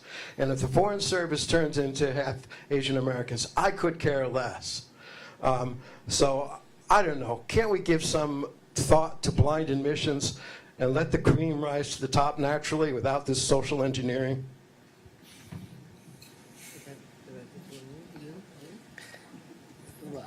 So on the issue of religion and foreign affairs, I mean, the last administration started an office specifically on that, Religion and Office of Religion and Foreign Affairs, charged with looking specifically at that issue. So it's not something that the State Department has been blind to. In my last overseas tour, I was in Jerusalem, where it's hard to divorce religion from foreign affairs. And in fact, it was fundamental to all the work that we did, whether it was outreach to Christian. I don't know, we've had hundreds and hundreds of ambassadors in thousands and thousands of public settings, most of which I wasn't attending, so I really couldn't tell you. But we have lots and lots of my colleagues that are pretty familiar with Judaism, Islam, and Christianity, and know when it's appropriate and inappropriate to quote it and integrate it into their own public remarks. So I'm not totally pessimistic on that point, just because what I've seen with my own eyes has been a relatively well-informed cadre of diplomats who are comfortable in that space. You good. I do care about diversity, but diversity alone does not make it. I care about diversity and inclusivity alongside it. The United States exists in a very complex world. We must train a range of the younger generation to be able to to operate in that complex world. I don't know what to say about if we look at what's been happening at the UC system and the legal challenges from Asian Americans. For me, it is really to provide access to underserved populations, whether it's first generation or historically underrepresented, because when we do that, we set free, one, imagination of how our world can be structured differently. Two, open spaces for not just, we tend to think with diversity comes conflict, that too, but we don't focus enough on how diversity can bring about collaboration cooperation and the younger generation's opportunities to imagine a world that is very different from the world in which we live. Because they shall inherit this country and this planet from us. And we have a whole ton of challenges that will exist beyond my time, I can say this. So, and I've seen it in my school, I've seen it on my campus, the number of first-generation students from all races, all right? The challenges they have, because when a long time ago we were known as an upper middle class mid-Atlantic university, where the norm, the unspoken norm, was a certain way to be. Now we have students who come from the Appalachia, who come from the South, and they haven't a clue what a dean is, a registrar, right? What their rights are, and it is about social capital. And if you think about it on that micro level and you scale up to what this country can be like a generation from now, the fight, I'll step back, it's not the fight, the challenge for us is how do we ensure inclusion? And for universities, it's not just, we are known, American universities known to be the most politically active campus, I'm told, by the Princeton Review. And yet, I tell my students, and they do try to ensure that their more conservative peers have the right to speak, to be heard. Because if we don't begin to kind of carve out the space where they can have conversations, constructive conversations, they can work through their differences without name calling, without kind of descending into argumentum ad hominem, then they do stand a chance to inherit the earth from us. And to build it and to strengthen it in a way where there is much more collaboration and equity in this world. That's my take. Not as dean per se, but as an academic who's taught students for the past 20 years. So, thank you. Thank you very much. Yes. Yeah, go ahead. Oh, sorry. Just quickly, those of us that tutor Foreign Service officers have been very concerned and have asked the Undersecretary, are there going to be any more new Foreign Service officers? Because there was certainly a directive there would not be. So my question for all three of you is sort of, in these international schools, are you really looking at what the careers are out there for these students that we're tutoring? I mean, I have a hard time convincing a young person that if you're going to get a job in the Foreign Service, I'm going to help you do it, because I'm not sure there will be a place for them. I just want to say briefly, from our perspective, I think it is, what is, okay. So maybe we should, yeah. So one thing that from the unique, again, perspective of where we are, one thing that we've been trying to do in the Jackson School is, in addition to showing people the pathways through internship, etc., for various positions in DC, but we've really been very active in showing them how they can be involved in international affairs through newer, non-traditional ways. Non-governmental organizations, that's a very big thing in Seattle, but especially these companies that we're working with now are extraordinarily involved all over the world. And our students are finding out that they can actually do really meaningful work in an international arena by even staying in Seattle or by getting involved in these opportunities in Seattle. But showing the students and their parents that this is a possibility is a challenge. So we do have a very active mentorship program where we try to put our graduates in contact with our students precisely to show them this is a changing world and the different skill set that they need. I echo what Reşat has just said. Some of our students will take the Foreign Service exam and enter. We also have a good number of Wrangell and Pickering scholars who will automatically go into the Foreign Service. We have built up relationships with our alumni in different sectors to show them really what are the multiple pathways to pursuing careers in international affairs. Good number of our students are in public cultural diplomacy, in international education organizations. You can serve your country in a different way. And one of it is to really help ensure that the U.S. is competitive in relation to international education. That's a real challenge there because, the way the U.S. political system is set up, it's not that easy to declare a national policy on international education. But guess what? Japan has done it. The Canadians have done it. The Australians have done it. The Singaporeans have done it. So we literally wake up one day. Japan is now positioning itself as a regional hub for international students. Singapore has branded itself as the Boston of the East. Michael and I were just talking about Qatar, an education city. Then you have the Graduate School of Geneva, our competitor. We literally woke up one day, we've got international competitors. So the international students who would normally come to us, right, now they have regional options, perhaps, depending on the school, less expensive, easily accessible. They don't have to go through what some students will,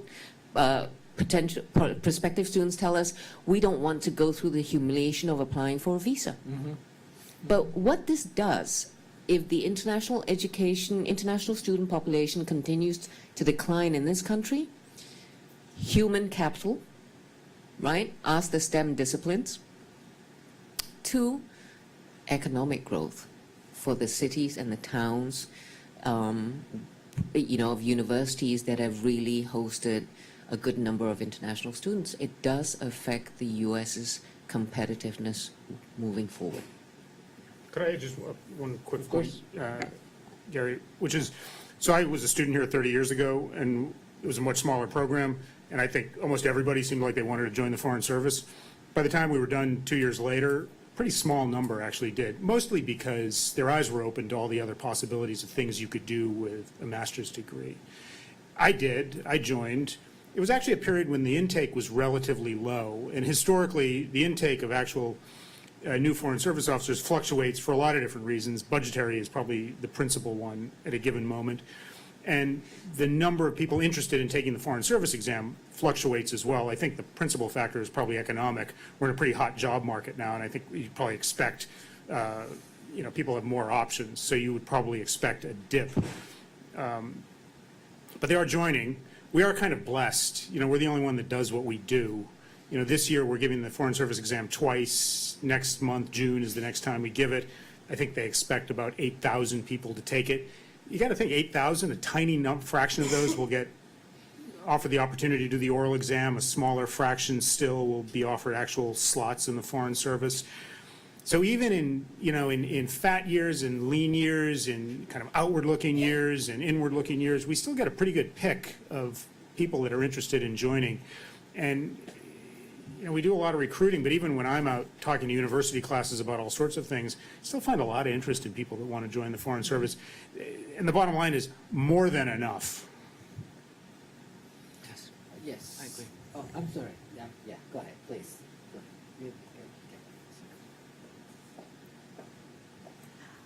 I had a question about style.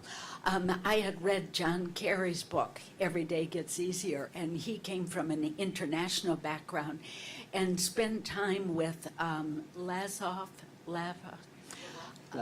thank you, in trying to cultivate a relationship and really talk to him, get to know him, in his trying to work out the problems. Whereas Pence was almost chastised by the Chinese, saying, well, he isn't qualified, or maybe it's the Chinese that were saying, this guy is off the wall, we can't deal with him. What styles are best in dealing with foreign dignitaries, or your opposite? So Michael, maybe this is for you. Yeah, I mean, I don't think there's one answer to that question. I mean, that's one of the questions of this skill set. I think being an extrovert probably helps, right? If you like talking to strangers, that's probably a good trait. And listening, John Kerry was a good listener. Yeah, but beyond that, it's this question of, are you comfortable walking into a setting that you're totally unfamiliar with, where most people are speaking a language that you don't understand, with a cultural background that might be alien to you? Are you comfortable going into a setting like that, wherever it is, whether it's in China or Africa or Russia or wherever? And it seems, and I hate to generalize, but it seems like the people that succeed are the people that are comfortable doing that wherever. You might have folks that have a tremendous amount of area expertise in one part of the world, and that expertise is extraordinarily valuable. But the people that are the best diplomats, the faces, the schmoozers, the people that are out there making friends for America, tend to be people that are comfortable kind of apprehending that new situation and walking in and being comfortable with it wherever they go. Politicians are good at it usually. Yes, and two, but and then I'll come to you. I just want to back on the last question. I just also wanted to make a pitch for using area studies as part of, I had a military career for 20 years and spent 10 years in Europe, and my degree from my Russian and East European Studies degree served me very well there, and I think as military officers, it's very helpful to have a background in whatever region you're interested in as well. The military gives opportunities for master's degrees later on, but I think it was great to have a bachelor's degree in that context too. Thanks. Yeah. My name is Barbara Wien, and I teach in the School for International Service at American University, and I'm so proud. My dean is here representing us so beautifully. I'd like to throw open the palace doors, the palace gates, and let a little fresh air into the Foreign Service discussion here, and rise up some best practices that both of you have so beautifully exhibited and so beautifully showcased in your lives, which is the rise of civil society, the rise of social movements in the world. And that's where I come from. I come out of grassroots social movements, women's movements, anti-war movements, environmental movements, labor movements, anti-nuclear movements. They too are foreign policy experts.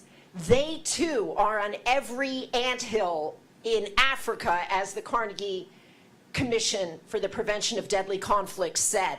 Listen to them. Listen to civil society.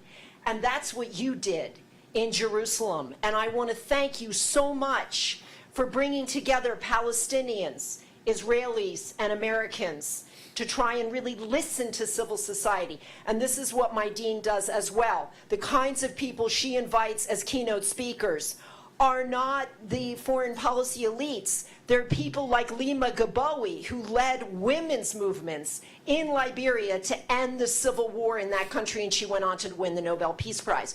So we're missing a huge other superpower in the room that is civil society, and they're meeting across borders all the time in transnational conferences, and guess what? They're hiring at tremendous rates, tremendous rates. Look at all of the nonviolent civil society movements around the world. The Orange Revolution, the Purple Revolution, the Cedar Revolution, the Singing Revolution. The media doesn't quite know how to get their head around these movements. They don't even have a discourse for it in the press. But yet, if you follow their work, they are the new face of foreign policy in so many exciting ways, and they are unlimited in their imagination. If you could both just talk about that a little bit. How did you interface with civil society as the special envoy to Syria, as the deputy undersecretary of state in Jerusalem, excuse me, not undersecretary of state. Assistant, I beg your pardon. But so both of you are doing really important work, not just with the private sector, not just with multinational corporations. And we know that our universities are going to have to be as adaptable and as flexible as the Foreign Service officers you were describing. So if you could talk about that, because I feel like we've really left them out of the equation this morning, and young people are joining them in record numbers. So a quick comment. When I joined the Foreign Service now almost 30 years ago, it was still a moment when diplomacy was state to state. And it was reflected in people's careers. You know, there was a marker of someone who was an up-and-coming officer. They worked in places like Paris and London, right? This was somebody that was going places because state-to-state diplomacy and practiced between the most important states. And that's changed fundamentally. And it's not a denigration of the importance of our partnerships with those countries, but it's just a recognition that the way diplomacy is practiced has changed. We live in a much messier world. And Syria is the apotheosis of that, I think. You know, Syria, where we don't have a relationship with the government, so there is no real state-to-state diplomacy, although there's diplomacy with the governments of the countries around Syria. The real bread and butter of our interaction with Syrians is civil society, and you could even say it more broadly, non-state actors. And non-state actors is everything from an advocacy group for a particular community or for a particular religious sect to a militia that's, you know, fighting an insurgency. And within legal limits, of course, we have not just a desire, you have an obligation to have relationships with those people in those groups, partly to do what a diplomat does, which is to communicate what our policy is, to find out what's going on, to assess who has influence and who doesn't have influence. And again, this has become just fundamental to the way work is done by my colleagues overseas right now. And you did it so well in Jerusalem. How did you know? Because I followed your work. Thank you. I go to Palestine all the time. Thank you. I can just say simply that as an educator and now as the Dean of SIS, it is part of my job to expose students to a range of voices in different industries that they may understand and choose for themselves the appropriate career path. But it is my job to ensure that they have an ability to hear from a retired or current general all the way to someone who's working on the front lines dealing with the Ebola crises. The rest is up to them. I just want to say also, what I found out in my 9 years as director of the school is one of the most pleasant parts of this job is that you take credit for what really capable people in your schools do.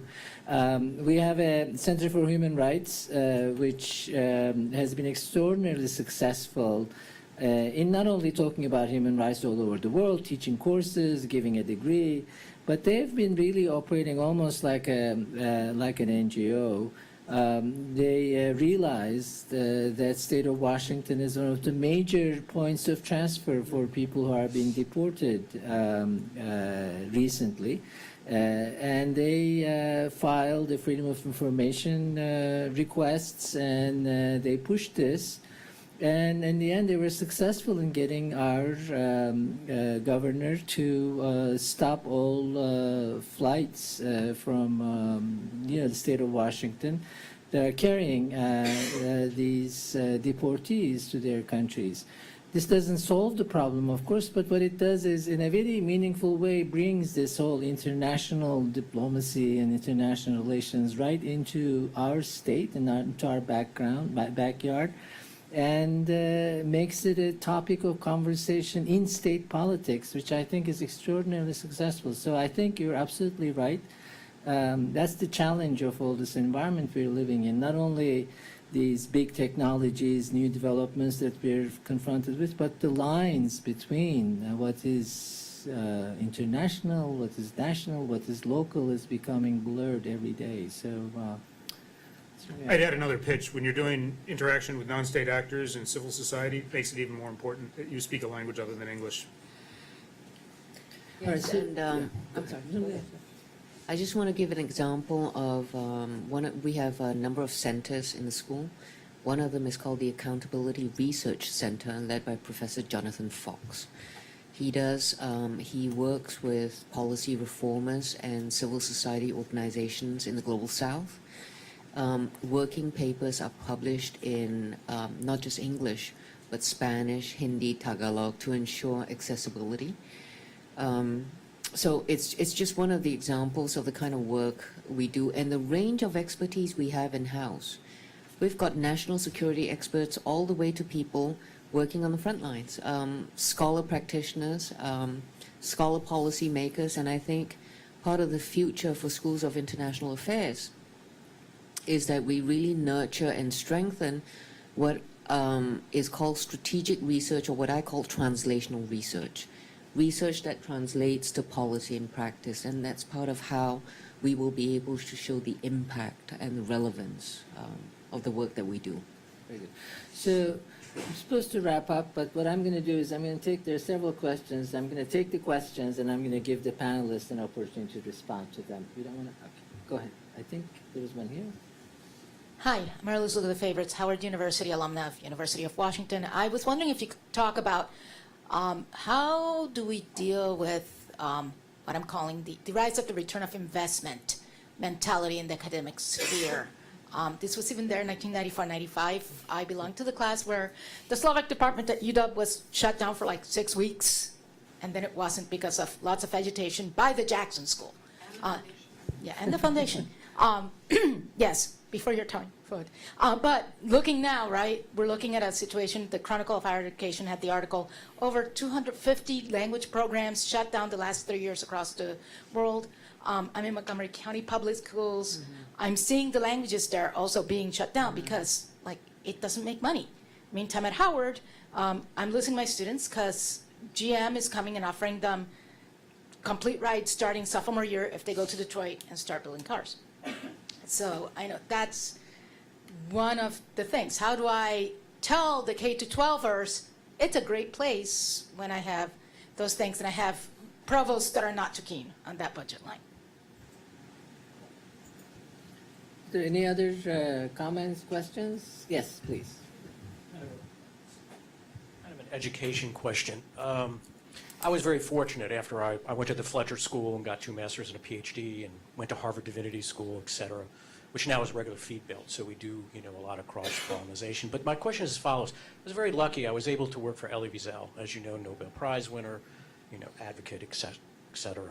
And a lot of times, newly minted a PhD and working at State a few years, I'd say, well, Dr. Wiesel, international law requires you to do X. And he'd smile and say, that's nice. This is what I want you to do.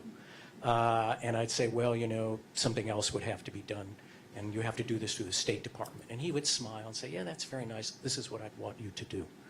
And so the question was, he would say, the issue is, Richard, you seem to have the answers, but you don't know what the questions are. And so my question to you is, how do you get your students not so much to know the answers? I mean, it's easy, you can do memorize a lot of facts, although no one knows what the Treaty of Westphalia is today, which is a shame. But how do you do that? How do you kind of get that critical thinking mass as well as giving them the answers? Thank you. Very good. These are very good, too. Good comments and questions. One's the whole advocacy issue to the broader K-12 community and beyond about the value of learning foreign languages. It's the accountability. The accountability. And then the other, I think you're getting at the question of values and using your values to formulate questions rather than answers. So, Michael, do you want to take these? So mostly the second. Yeah. The second piece is something that we're preoccupied with when I'm teaching at NDU. It's a central preoccupation, particularly because not all of them, but probably the majority of students are from the uniformed military. They're typically lieutenant colonels. They all have university degrees, but it's been a long time since they've been in a university setting. Most of the institutional education that they've had since then has been training, not education, very practical training. Now they're thrust into a graduate program, and the principal purpose, one of the principal purposes is to convey information, but the other principal purpose is to exercise their critical thinking skills. And they're told early on that some of the reason that you're here is not to learn X, Y, and Z. In fact, there's no manual for what we're going to teach you. It is for you to discuss, read, write specifically to exercise your critical thinking skill, because you're going to positions, and these are all kind of up-and-comers that are going to go into leadership positions, where they have lots of people that work for them that have been through the training program. What they need as a leadership matter is the ability to discern, to ask the right questions, to think critically about the sorts of instructions and policies that they're implementing. So it's a central preoccupation. And that's frankly one of the ways that they get at it, is to dive into, to take them out of a setting where they are principally in kind of a training program and put them into a very traditional graduate seminar where they're judged by their ability to participate in these discussions, to kind of assimilate the reading and to write about what they're doing in a thoughtful way. I have this thing, when I used to teach, I would have my students try to draw the distinction between information and knowledge. If information is all they want, right? It used to be that I would just send them to Barnes & Nobles. Now I send them to Amazon.com. Just buy your books, read them, and you have information. But how do you transform the information into knowledge? By way of discussion, by way of debates. And the one thing, regardless of what career paths they end up choosing, and I still tell them today, is never give up the right to ask questions and to learn how to ask questions, because however you frame the question will preconfigure the path that you go on, right? So in response to your question, you are talking about a broader movement in the U.S., and not just in the U.S., in the U.K., we see it now. Really, the withdrawal of public subsidies, number one. Number two, the out-of-control expenditure side of the budget.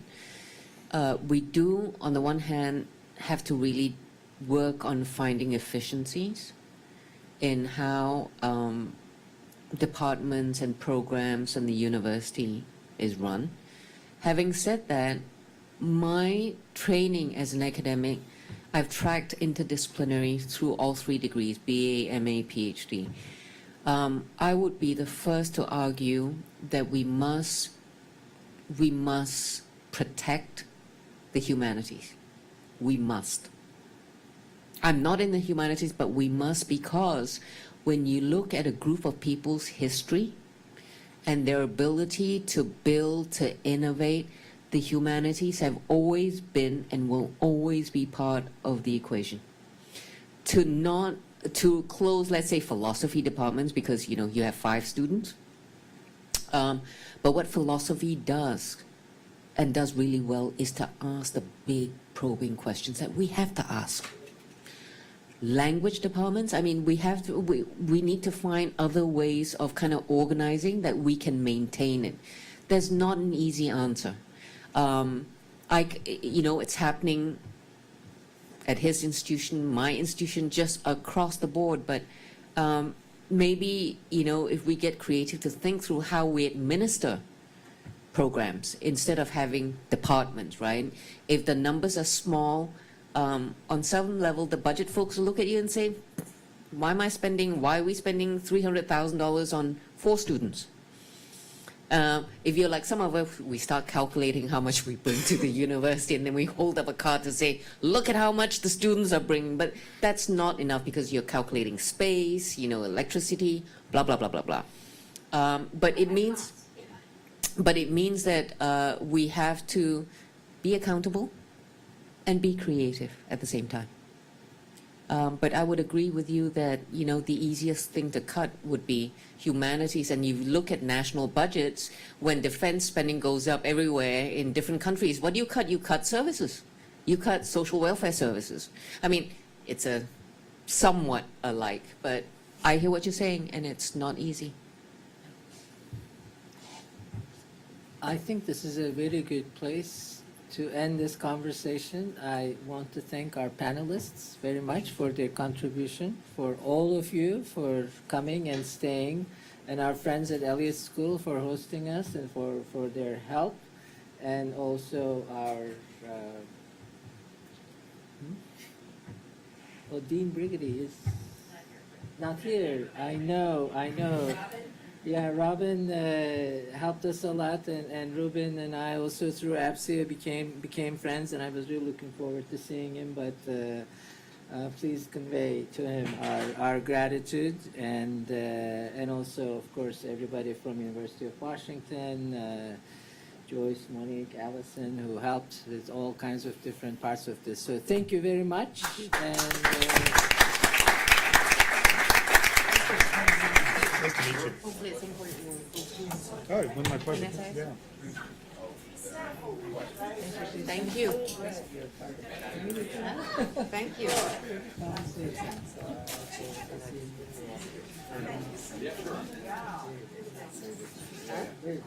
Thank you.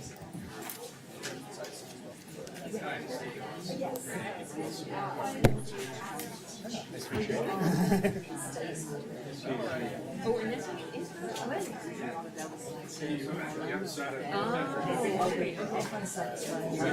Take care. Thanks for leaving early so I can catch my